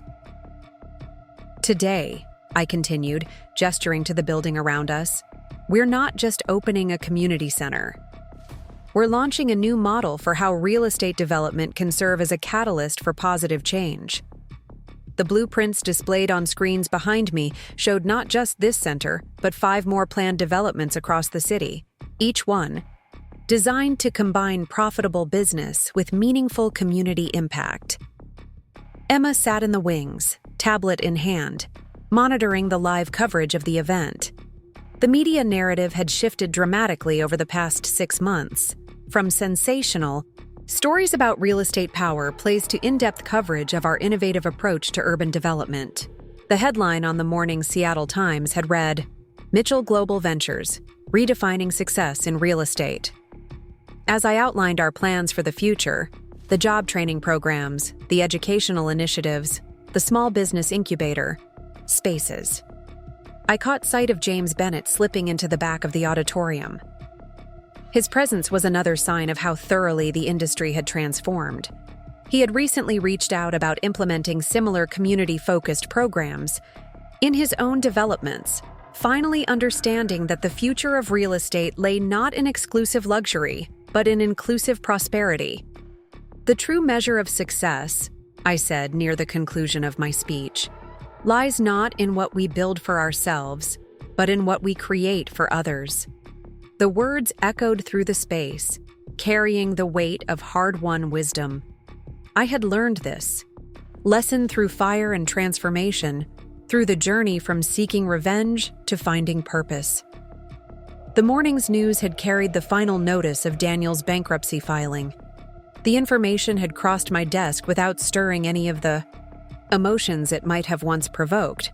His downfall was no longer the victory I savored. Instead, my satisfaction came from the knowledge that every property he had lost was being transformed into something that served a greater purpose. Olivia had relocated to Portland according to the society pages. Her departure from Seattle had been quiet, marked only by a brief note expressing her hope that some of our community development initiatives might be implemented in Oregon markets. I had passed her message to our regional development team, recognizing that good ideas could come from unexpected sources. After the ceremony, I hosted a small reception in the center's rooftop garden, a space that offered breathtaking views of the city I had grown to see in an entirely new light. Martin approached, raising his glass in a subtle toast. "You've created something remarkable," he observed, his eyes taking in the vibrant space around us. "Something far more valuable than mere revenge." He was right. The empire I had built extended far beyond physical properties and financial assets. It was an entirely new approach to real estate development, one that proved profit and purpose could coexist and even enhance each other. The quarterly reports showed our ventures were more successful than traditional luxury developments, attracting investors who recognized that sustainable, community-focused projects represented the future of urban development. Emma joined us, carrying the latest updates on our expanding initiatives. "The waiting list for the job training programs is growing," she reported, and 3 more developers have reached out about implementing similar models in their properties. Each piece of news confirmed that we were creating not just buildings, but a movement. As the reception continued, I found myself drawn to the edge of the rooftop garden, looking out over the city that had witnessed my transformation. Seattle stretched before me, a landscape of possibilities rather than a battlefield of power plays. Each building, each neighborhood represented not just property value, but potential for positive change. My phone buzzed with a message from our development team. The permits for our next community center had been approved ahead of schedule. This one would be built in the heart of a neighborhood that desperately needed investment and opportunity. The project would include not just job training and educational facilities, but also affordable housing units and spaces for local businesses. The sun was setting over Puget Sound, painting the sky in shades of pink and gold that reflected off the surrounding buildings. As I watched the city transition from day to night, I realized that my journey had come full circle. The woman who had once sought revenge had found something far more powerful: the ability to create lasting, meaningful change. The future stretched out before me, filled not with the bitter satisfaction of revenge, but with the endless possibilities of purpose-driven success. Each new project, each community impacted, each life changed, was another step forward on a path that led not to personal triumph, but to collective progress. In the end, I had not just reclaimed my power, I had redefined it entirely. 1 year to the day after the auction that had changed everything, I stood in my office at the top of the Emerald Tower, watching the first rays of dawn paint the Seattle skyline in shades of gold and promise. The woman reflected in the window was both familiar and strange, the same features but with an entirely different energy, transformed by the journey from victim to victor to visionary. The morning Seattle Business Journal lay on my desk, its headline capturing the extraordinary arc of my story, from bankruptcy to billions, how Rebecca Mitchell revolutionized Seattle real estate. But it wasn't the headline that caught my eye. It was the smaller article below announcing the launch of our 10th Community Development Center, this one in a neighborhood that Daniel had once dismissed as worthless. Emma entered with her usual, quiet efficiency, carrying the morning's reports. "The final numbers are in from the first quarter," she announced, her voice carrying a note of satisfaction. "The community integrated development model has outperformed traditional luxury properties by 37%. She paused, allowing herself a small smile. "And Daniel's last remaining property was officially transferred to the bankruptcy trustees this morning." The news should have felt like the final victory in my long campaign of revenge, but instead, it barely registered as relevant. My attention was focused on the blueprints spread across my desk, plans for a revolutionary mixed-use development that would combine luxury units with affordable housing, educational facilities, and small business incubators. This was my legacy. Now, not the destruction of Daniel's empire. My phone buzzed with a message from Martin. "Investors in Vancouver and Toronto are asking about implementing your community development model across Canada." The international interest in our approach had grown exponentially, proving that profit and purpose could coexist and even enhance each other. What had begun as a quest for revenge had evolved into a global movement for responsible real estate development. Olivia had recently given an interview to a Portland business magazine, crediting her experience in Seattle with changing her perspective on property development. She was now working with community housing initiatives in Oregon, proving that transformation was possible for anyone willing to learn from their experiences. Jessica Taylor had become one of our strongest advocates, using her considerable influence to promote the integration of community benefits into luxury developments. Her recent projects all followed our model, proving that the old guard of real estate could adapt to new ways of thinking when shown a better path. The view from my office now represented something far different from what it had a year ago. Each building in the skyline was no longer just a property to be acquired, or a symbol of power. It was an opportunity to create positive change, to blend prosperity with purpose in ways that benefited everyone. Isabella Torres entered my office, right on time for our morning meeting. Our partnership had blossomed into something that went far beyond business alliance. We were pioneering a new approach to urban development that was being studied by universities and emulated by developers. Worldwide, the Educational Foundation Board approved the expansion, she announced, settling into one of the chairs designed for comfort rather than intimidation. We'll be able to double the number of scholarships next year. The foundation, funded by profits from our real estate ventures, had already helped hundreds of students access educational opportunities they would never have had otherwise. James Bennett had recently reached out about collaborating on future projects, his message carrying a hint of the humility he had learned through watching the industry transform around him. I had agreed to meet, not out of forgiveness, but because every ally in this mission to reshape real estate development mattered more than old grudges. The morning sun continued its journey across the sky, illuminating the city I had come to see in an entirely new light. Each street, each building, each neighborhood held potential not just for profit but for positive change. The woman who had once sought revenge had found something far more powerful: the ability to create lasting, meaningful impact. Emma returned with updates from our regional division. The Oregon partnerships are expanding faster than projected, she reported, and the Vancouver market is showing strong interest in our integrated development model. What had begun as a local victory had grown into a regional movement, proving that success could be measured in more than just dollars and square footage. My phone buzzed again, this time with news that the City Council had unanimously approved our latest development proposal. The project would transform a forgotten corner of the city into a vibrant community hub, complete with affordable housing, educational facilities, and spaces for local businesses to thrive. Looking out over the city I now helped shape, I reflected on the extraordinary journey that had brought me here. The bankruptcy that Daniel had orchestrated to destroy me had instead become the catalyst for my greatest triumph, not just in reclaiming my power, but in discovering an entirely new way to wield it. The woman who had walked into that auction room a year ago, armed with plans for revenge, had been transformed by her own victory.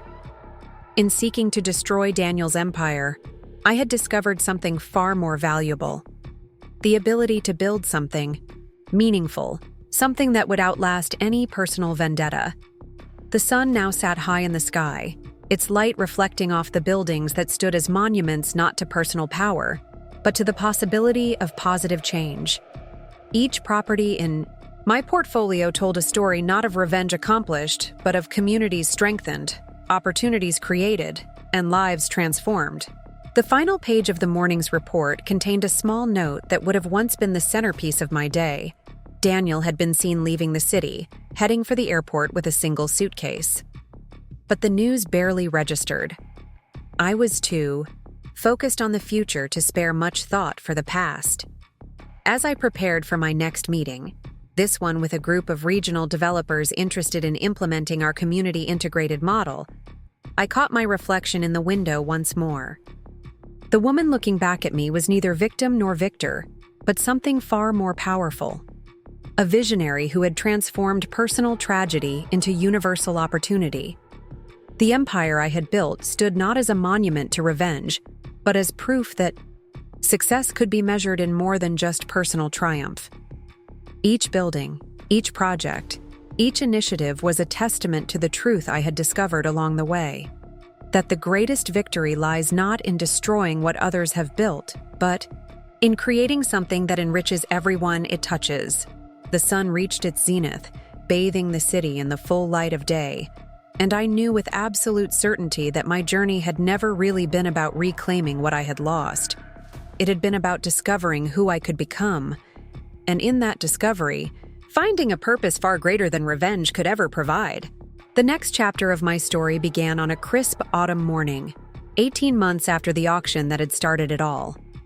I stood on the construction site of what would become the Mitchell-Torres Learning Center, our most ambitious project yet.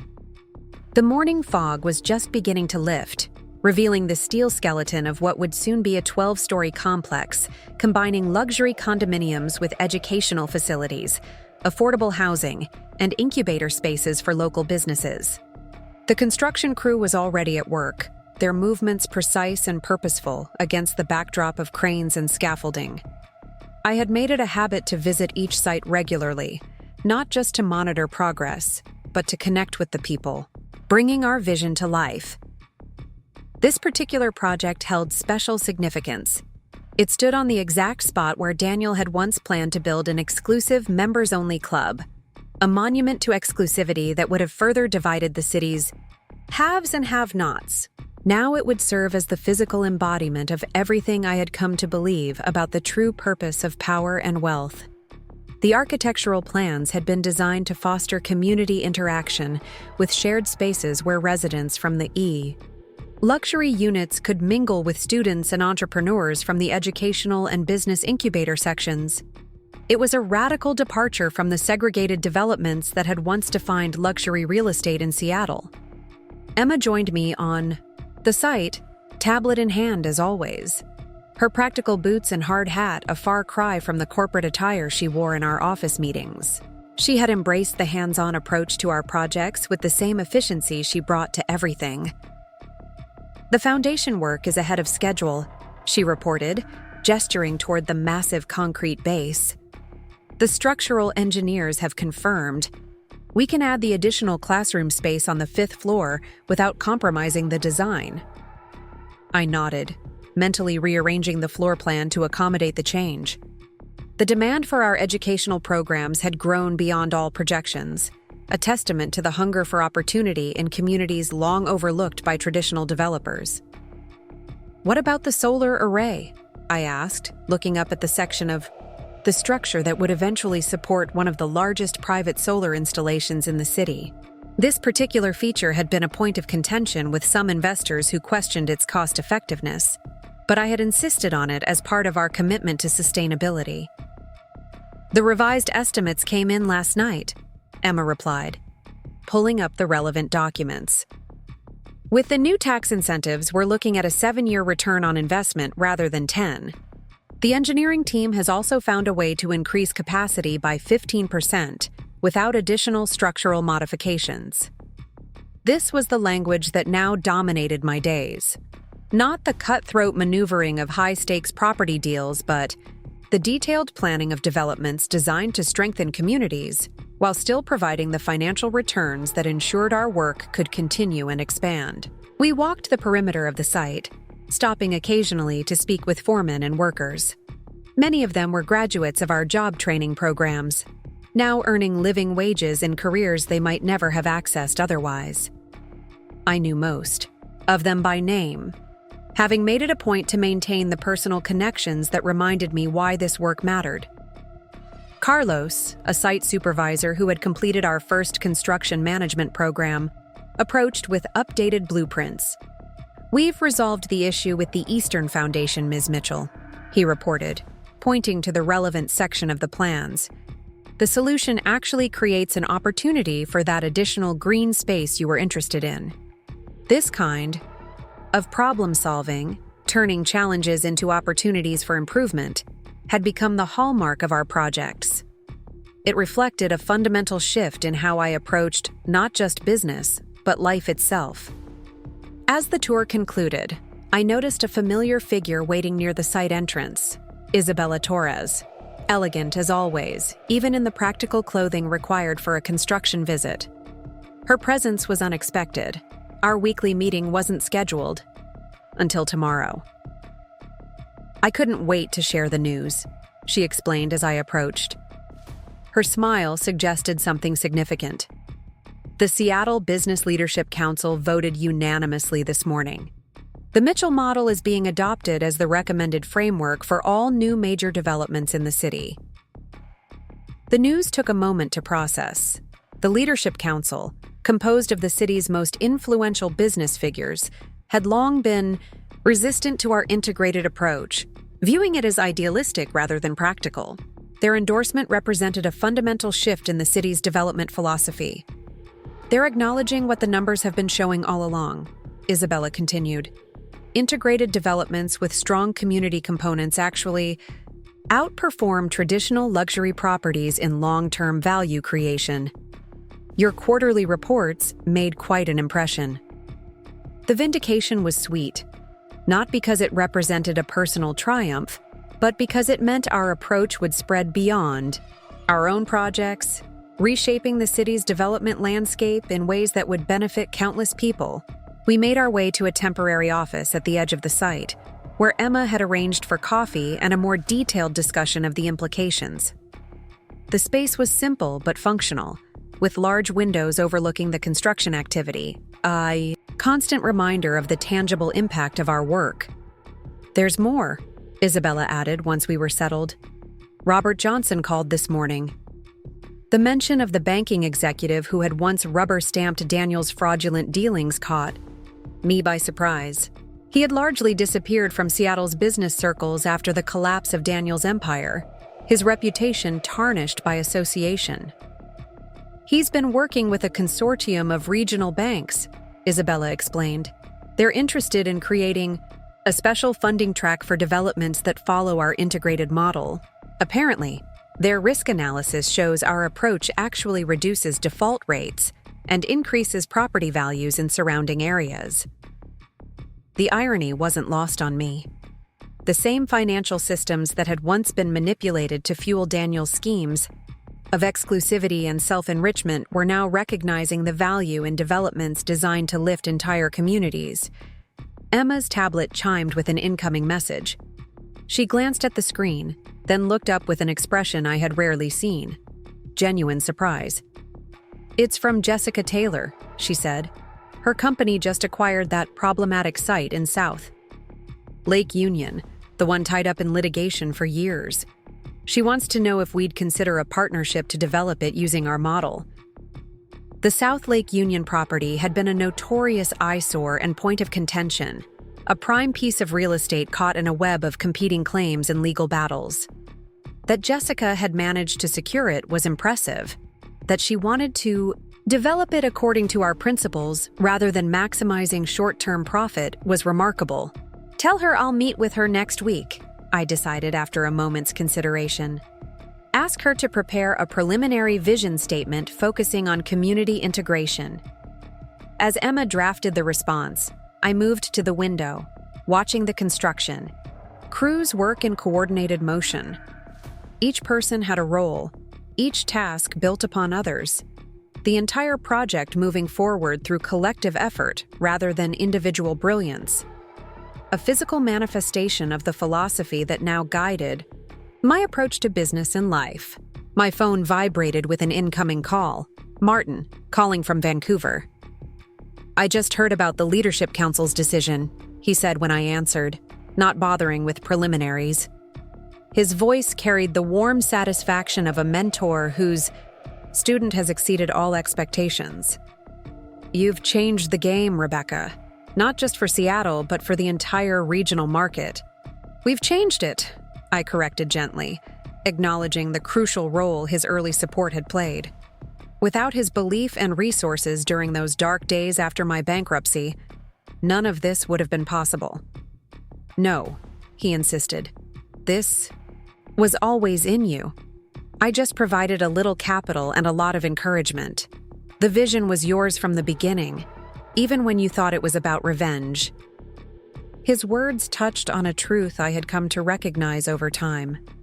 Even in my darkest moments, when vengeance seemed the only goal worth pursuing, some deeper part of me had been preparing for this transformation, gathering the knowledge, honing the skills, and building the relationships that would eventually serve a purpose far greater than retribution.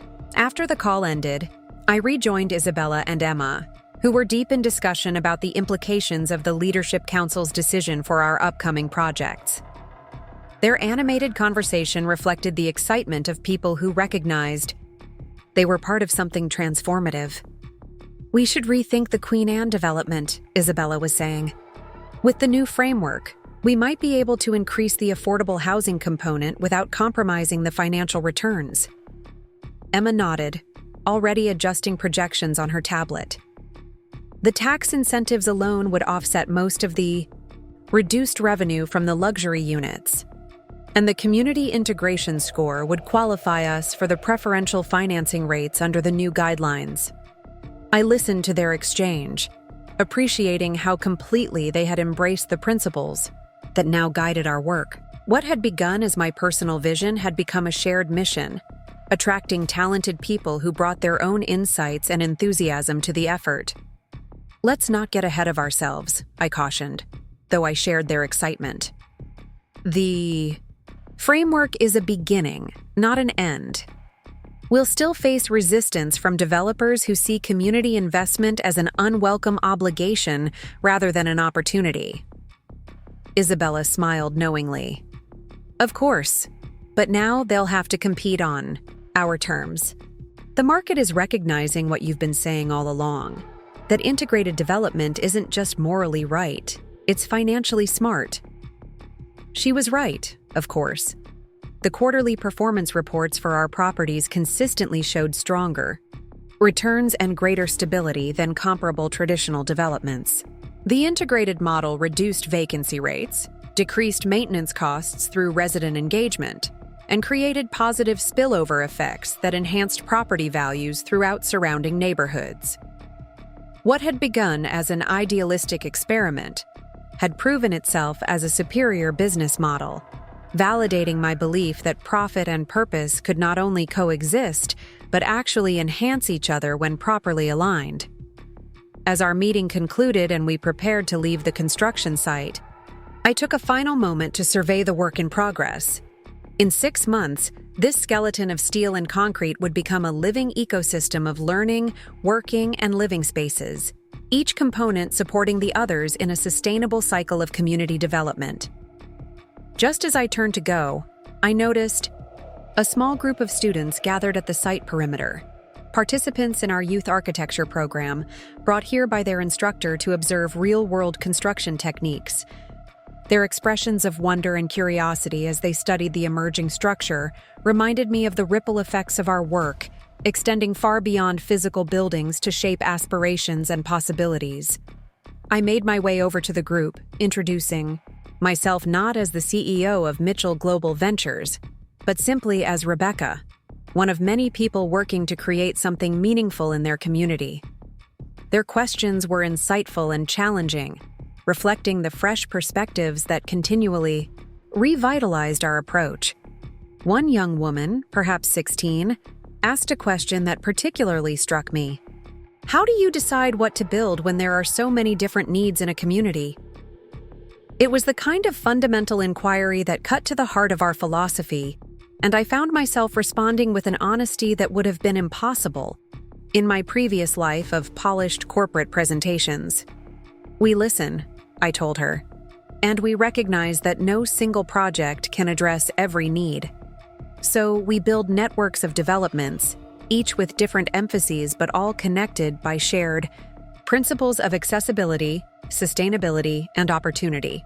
Most importantly, we design with flexibility, creating spaces that can evolve as community needs change.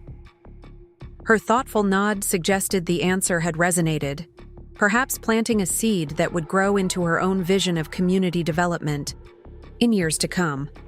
It was these interactions, far more than financial statements or press coverage, that confirmed the value of the path I had chosen. As I finally departed the site, driving through neighborhoods that had once been mere investment opportunities, but now represented communities with faces and stories I knew personally, I reflected on the extraordinary journey from that rainy day in Vancouver when Martin had first extended his hand in support. What had begun as a quest for personal vindication had evolved into something I could never have imagined during those dark days. A movement reshaping not just Seattle's physical landscape, but its understanding of what development could and should achieve. The woman who had once stood at an auction with revenge in her heart now drove through the city with a vision of transformation that extended far beyond herself. The locks I had changed were no longer on Daniel's properties, but on the very definition of success in real estate development. And in that transformation lay a victory far more complete and satisfying than any act of revenge could have provided. The discovery that the most powerful response to betrayal is not to destroy, but to create something better in its place. The evening found me in a quiet corner of Fremont's Waterway Cafe, a modest neighborhood establishment far removed from the luxury venues where Seattle's real estate deals had traditionally been negotiated.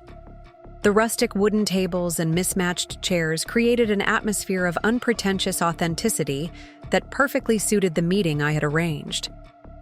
Mark Davidson sat across from me, nervously turning his coffee cup between calloused hands. As Daniel's former chief project manager, he had been responsible for implementing many of the developments that had maximized profit at the expense of community needs.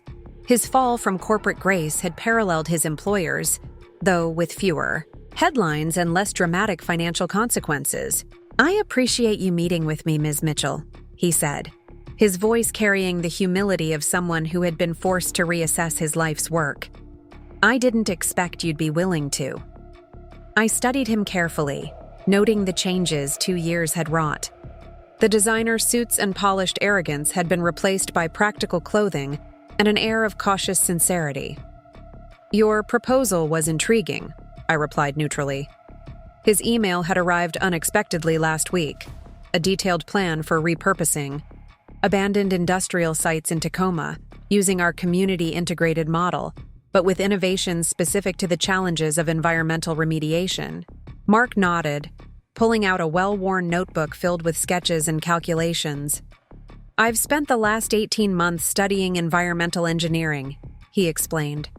"After everything fell apart, I needed to understand what sustainable development actually meant, not just as a marketing term, but as a practical reality." His journey of professional redemption wasn't unique. Many of Seattle's development professionals had been forced to reinvent themselves in the wake of the industry's transformation. What distinguished Mark was the thoroughness of his approach and his willingness to start from the bottom rather than seeking to preserve his former status. "The Tacoma sites have been written off by traditional developers because of the cleanup costs," he continued, spreading out several detailed site analyses. "But if we integrate the remediation process with job training programs and phase the development to allow for immediate community use of portions of the sites, the economics become viable." I examined his projections, impressed by the practical creativity they displayed.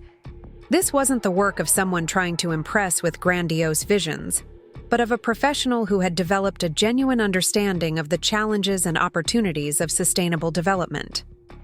"You've incorporated several elements of our model," I observed, "but there are substantial adaptations." He nodded, a hint of professional confidence returning to his demeanor. "Your approach provided the framework, but these sites have unique challenges. The contamination issues require specialized training programs, and the surrounding neighborhoods have different needs than the Seattle communities where your model evolved." We spent the next hour discussing the technical and financial aspects of his proposal. His understanding of both the engineering challenges and the community dynamics reflected not just academic study, but genuine engagement with the Tacoma neighborhoods affected by these industrial wastelands. As our conversation wound down, I found myself facing a decision I hadn't anticipated when I agreed to this meeting. Mark Davidson represented a direct link to the world Daniel had created: the ruthless prioritization of profit over community, well-being, the willingness to exploit regulatory loopholes, the cultivation of a corporate culture that valued appearance over substance.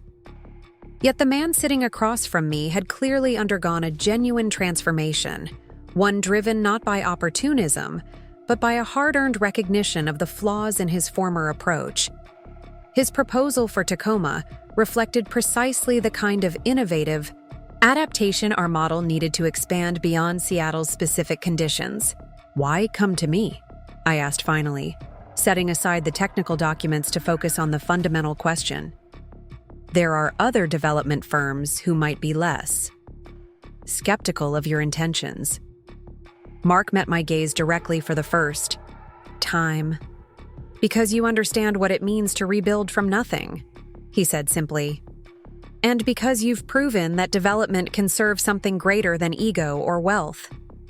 His answer reflected an understanding of my journey that went beyond the business press accounts of my rise from bankruptcy to industry leadership. It acknowledged the deeper transformation that had turned a quest for revenge into a mission for community renewal. I considered for a moment longer, then made my decision. I'll have Emma contact you tomorrow to arrange a formal presentation to our development team. I can't promise approval, but your proposal deserves serious consideration. The relief and gratitude in his expression confirmed I had made the right choice. The Mitchell model wasn't just about buildings, but about creating opportunities for transformation, personal as well as physical, individual as well as communal. As Mark gathered his materials, he hesitated, clearly wanting to say something more but unsure of its reception.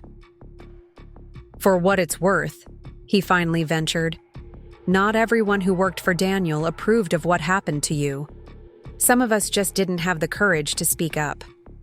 I acknowledged his words with a nod, neither accepting nor rejecting the implied apology. The past couldn't be undone, but it could be learned from, a principle that applied to people as much as to development practices. After Mark departed, I remained at the cafe, watching the evening flow of neighborhood residents. Young professionals mixing with longtime locals, each contributing to the vibrant community life that had drawn me to Fairmont. This was what successful urban development should nurture, not the sterile luxury enclaves Daniel had championed. My phone vibrated with a message from Emma. Torres Partnership Agreement finalized. Legal says we can announce the Vancouver expansion next week. The notification would once have triggered an immediate return to work, but I had learned the value of reflective moments away from the constant pressure of business operations. Instead, I ordered a fresh pot of tea, content to observe the community around me and consider the broader implications of the day's developments. Mark's proposal for Tacoma represented exactly the kind of expansion I had hoped for. Not just geographical growth, but evolution of the model to address different community needs and environmental challenges. If successful, it would demonstrate that our approach could be adapted to contexts far removed from the luxury real estate market where it had originated. The cafe owner, Sophia, stopped by my table with a plate of her signature lavender shortbread. She had become a friend over the past year, her small business having benefited from one of our microloan programs after traditional banks had rejected her expansion plans. "You've got that look," she observed with a knowing smile. "The one that means you're plotting something world-changing." I laughed, accepting the shortbread with gratitude. Not world-changing. Just considering how ideas evolve when different perspectives are applied to them. "Isn't that how all the important changes happen?" Sophia replied. "One person has an insight, another adapts it, and eventually, what seemed radical becomes common sense." Her casual wisdom captured precisely what had been happening with our development model.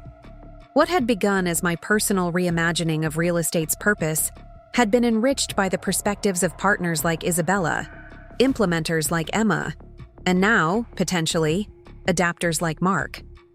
Each contribution had strengthened and expanded the original vision, allowing it to address needs and circumstances I could never have anticipated alone. As twilight deepened into evening, the cafe's warm lighting created pools of inviting radiance against the gathering darkness outside. I found myself thinking of those early days after my bankruptcy, when the future had seemed equally dark and uncertain. The path from that desperate moment to this peaceful evening had been neither straight nor easy, but each step, even those driven by anger and vengeance, had ultimately led to a place of greater purpose. My phone lit up again, this time with a news alert that caught my attention. Thompson Development files for complete liquidation. The final business remnant of Daniel's empire was dissolving, the last properties being sold to satisfy creditors. The notification included a brief statement from Daniel, his first public comment in over a year. "I am exploring new opportunities outside the Pacific Northwest and wish Seattle's development community continued success." 2 years ago, this news would have represented the culmination of my revenge, the complete erasure of Daniel's professional presence in the city he had once dominated. Now it registered as little more than a footnote, the formalization of a change that had long since become reality. Daniel's approach to development had been rendered obsolete not by my personal vendetta, but by the fundamental shift in what the market and the community demanded from real estate development. I closed the notification without feeling the need to read the full article. Whatever path Daniel pursued next was his own journey, no longer intertwined with mine. My focus had shifted entirely to the expanding possibilities of the development model that had emerged from our conflict, possibilities that now extended far beyond any personal reckoning. Finishing my tea, I left a generous tip for Sophia and stepped out into the crisp Seattle evening. The walk to my apartment took me past one of our early projects, a mixed-use development that combined market-rate housing with affordable units, educational facilities, and community spaces. The lights glowing from windows represented not just residences, but a living ecosystem of interconnected activities and relationships. A small group of residents was gathering in the community garden, preparing for what looked like an evening workshop. I recognized Maria, a retired teacher who had moved into one of the affordable senior units and now coordinated educational programs that connected elderly residents with the children and teenagers in the building. Her work epitomized the kind of organic community building our developments were designed to facilitate. Maria spotted me and waved enthusiastically. "Rebecca, you're just in time. We're teaching the young people how to preserve fall vegetables from the garden. Would you like to join us?" The invitation was genuine and warmly offered. In this space, I wasn't Rebecca Mitchell, the CEO, but simply another community member who might want to learn traditional food preservation techniques alongside the diverse group already assembling. "I'd love to," I replied, realizing I had nothing more important on my evening schedule than this impromptu opportunity to experience the community connections our developments were designed to nurture. For the next 2 hours, I chopped vegetables, packed canning jars, and learned the fine points of pickling from seniors who had carried these traditional skills through decades of modern convenience. The teenagers participating, most from the affordable family units in the building, alternated between eye-rolling at the old-fashioned activities and genuine fascination with the hands-on process of transforming garden produce into preserves that would last through winter. By the end of the evening, we had produced dozens of jars of pickled vegetables, with plans to use them partly for a community dinner the following month and partly to stock a local food bank. As we cleaned up, I found myself working alongside a young woman named Elena, whose quiet efficiency suggested both maturity and practiced self-reliance. "You don't seem like a real estate developer," she observed unexpectedly, carefully wiping down the stainless steel counters. "What does a real estate developer seem like?" I asked, curious about her perception. She considered for a moment, sorting out her thoughts. "I don't know. Not someone who spends an evening pickling vegetables with a bunch of people they don't really need to impress." Her candor made me smile. "Maybe that's why our developments are different. We believe in actually experiencing the community spaces we create, not just designing them from a distance." Elena nodded, seeming to accept this explanation. "My mom says we wouldn't have been able to stay in Seattle if these apartments hadn't been built. The rent everywhere else was getting too high, even with her working 2 jobs." Her simple statement crystallized the real-world impact of our work in a way that financial reports and development metrics never could. Behind the policies and designs were families like Elena's, people whose lives were directly shaped by the decisions made in corporate boardrooms and city planning departments. "That's exactly why we build this way," I told her. "A city needs all kinds of people to thrive, not just those who can afford luxury condos." "Well, it works," she said with the definitive certainty of youth. "I can walk to my school, my mom can take the light rail to both her jobs, and we have this garden where we can grow food instead of just buying everything from the store." As basic as her assessment was, it captured precisely what we had aimed to achieve: developments that facilitated practical, sustainable living for diverse community members rather than isolating people in homogeneous economic enclaves. Walking. Home later that evening, I reflected on the journey that had brought me from the auction room where I had executed my revenge to this quiet neighborhood street where I could witness the tangible benefits of our transformed approach to development. The woman who had changed the locks on Daniel's properties had evolved into someone who unlocked opportunities for communities across the city. The anger that had once fueled my every decision had been transformed into a creative energy that now powered a movement extending far beyond my personal story. My apartment, a comfortable but modest space in one of our first integrated developments, offered panoramic views of the city lights reflecting off Puget Sound. From this vantage point, Seattle appeared as a constellation of interconnected communities rather than a battleground for real estate dominance. I made a cup of herbal tea and settled on my balcony, enjoying the peaceful conclusion to a day that had encompassed both professional milestones and personal connections. Tomorrow would bring new challenges. The expansion into Vancouver, Mark's proposal for Tacoma, ongoing negotiations with the City Council over zoning innovations for our next major project. But tonight offered a moment to appreciate how completely the landscape had changed, both literally and figuratively. My phone chimed with a message from Isabella. Just heard about Daniel's liquidation. Turning point or footnote? Her question captured the choice I had faced throughout this journey. Whether to define my path in relation to Daniel's fall or by the independent value of what we were creating.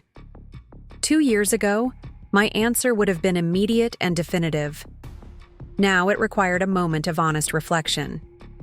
Footnote, I replied finally. The story moved on long ago. Isabella's response came quickly. Exactly. See you tomorrow for the Vancouver planning session.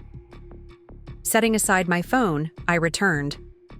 My attention to the city spread out before me. Seattle had been transformed during my lifetime from a provincial outpost to a global hub of innovation and commerce. Yet that transformation had come with costs. Skyrocketing housing prices, displaced communities, increasing inequality. Our work represented an attempt to channel the city's continued growth in more equitable and sustainable directions. A knock at my door interrupted these reflections. Opening it, I was surprised to find Emma, tablet in hand despite the late hour. "I'm sorry to disturb you at home," she began, her expression suggesting news that couldn't wait for morning. "But I thought you'd want to see this immediately." She handed me the tablet, already open to an email from the mayor's office. The message was brief but consequential.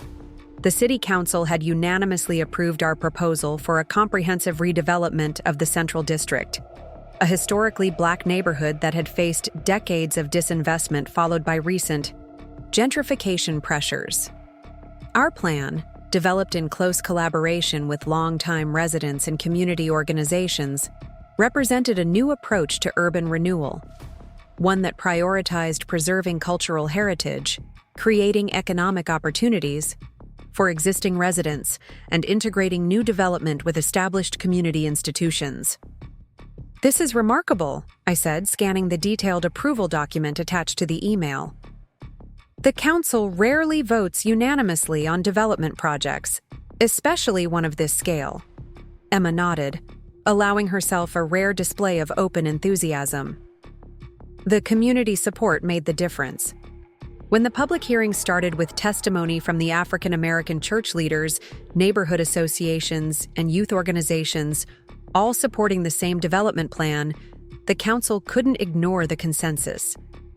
The Central District project would become our most ambitious undertaking yet, a 15-block redevelopment that would include affordable housing, business incubator spaces, educational facilities, and cultural preservation initiatives. More. Importantly, it would establish a template for equitable urban renewal that could be applied in historically marginalized neighborhoods across the country. We should celebrate this properly, I decided, setting aside the tablet. Not just within the company, but with the community partners who made it possible. Let's host a gathering at the community center this weekend. Nothing formal, just an opportunity to acknowledge what we've accomplished together. Emma made a note, already thinking through the logistics. I'll coordinate with the neighborhood associations first thing tomorrow. They'll know best how to make this meaningful for the community. After she departed, I returned to the balcony, my perspective on the city now infused with fresh appreciation for the possibilities unfolding within its boundaries. The Central District approval represented more than just another business success. It validated our fundamental belief that development could serve as a tool for community empowerment rather than displacement. The night had deepened, most of the city's windows now dark as residents retired for the evening. Yet the urban landscape remained alive with potential, each neighborhood a unique ecosystem of relationships, histories, and aspirations waiting to be engaged with respect and creativity. 2 years ago, I had stood at the auction with a singular purpose: to reclaim what had been taken from me and punish the man responsible. The woman I had become barely recognized that limited vision, though I honored the determination and intelligence that had carried me through those dark days. The expansion of purpose, from personal vindication to community transformation, hadn't erased the satisfaction of defeating Daniel at his own game. Rather, it had contextualized that victory within a larger journey, one with far more meaningful and enduring rewards than revenge could ever provide. My phone chimed one final time for the evening, a message from Martin that seemed to echo my own reflections. Just reviewed the quarterly impact report. Financial returns impressive, but the community outcomes are the real victory. This was always the path you were meant for. His words touched a deep truth. The skills and qualities that had made me effective in executing my revenge, strategic thinking, attention to detail, unwavering determination, were the same ones now driving our community development initiatives. The difference lay not in my capabilities, but in their application, not in the power I wielded, but in its purpose. As the city lights dimmed and the sound of distant ferry horns drifted up from the water, I allowed myself a moment of genuine contentment. The woman who had once changed the locks on every property Daniel owned had ultimately unlocked something far more valuable, a vision of development that created opportunity rather than exclusivity, connection rather than isolation, sustainability rather than exploitation. The keys I now held opened doors not just to buildings but to possibilities. For individuals seeking affordable homes, for communities reclaiming their neighborhoods, for a city reimagining its future. From the ashes of betrayal had risen not just personal redemption, but a movement with the potential to transform urban development far beyond Seattle's boundaries. Tomorrow would bring new challenges and opportunities. The Vancouver expansion, the Tacoma proposal, the Central District implementation. But tonight, in this quiet moment overlooking the city I had helped reshape, I could appreciate the extraordinary journey from victim to victor to visionary. The final triumph hadn't been changing the locks on Daniel's properties, but changing the very paradigm of what property development could achieve. And in that transformation lay a victory more complete and satisfying than revenge could ever provide. The discovery that the most powerful response to destruction is not retaliation but creation. Creation of homes that families like Elena's could afford. Creation of spaces where seniors like Maria could share their wisdom with younger generations. Creation of opportunities for professionals like Mark to redeem their expertise through meaningful work. Creation of communities where people of diverse backgrounds and circumstances could build shared futures. As I prepared for bed, I caught a glimpse of my reflection in the bedroom mirror. The woman looking back at me was neither the broken victim who had fled to Vancouver in despair, nor the avenging force who had orchestrated Daniel's downfall in the auction room. She was someone more complex and complete, a leader whose personal journey had opened into a path that others could follow, a visionary whose private pain had become a catalyst for public good. The day he moved his girlfriend in, I had changed the locks to every property he owned. But in doing so, I had ultimately unlocked the door to a future far richer than the past I had lost. Not just for myself, but for the communities whose lives would be shaped by the developments we created and the example we set. In the end, the greatest revenge hadn't been destroying what Daniel built, but creating something better in its place. Something that would endure long after our personal conflict had faded into irrelevance. And in that creation lay a satisfaction deeper and more enduring than vengeance could ever provide. Up next, you've got 2 more standout stories right on your screen. If this one hit the mark, you won't want to pass these up. Just click and check them out.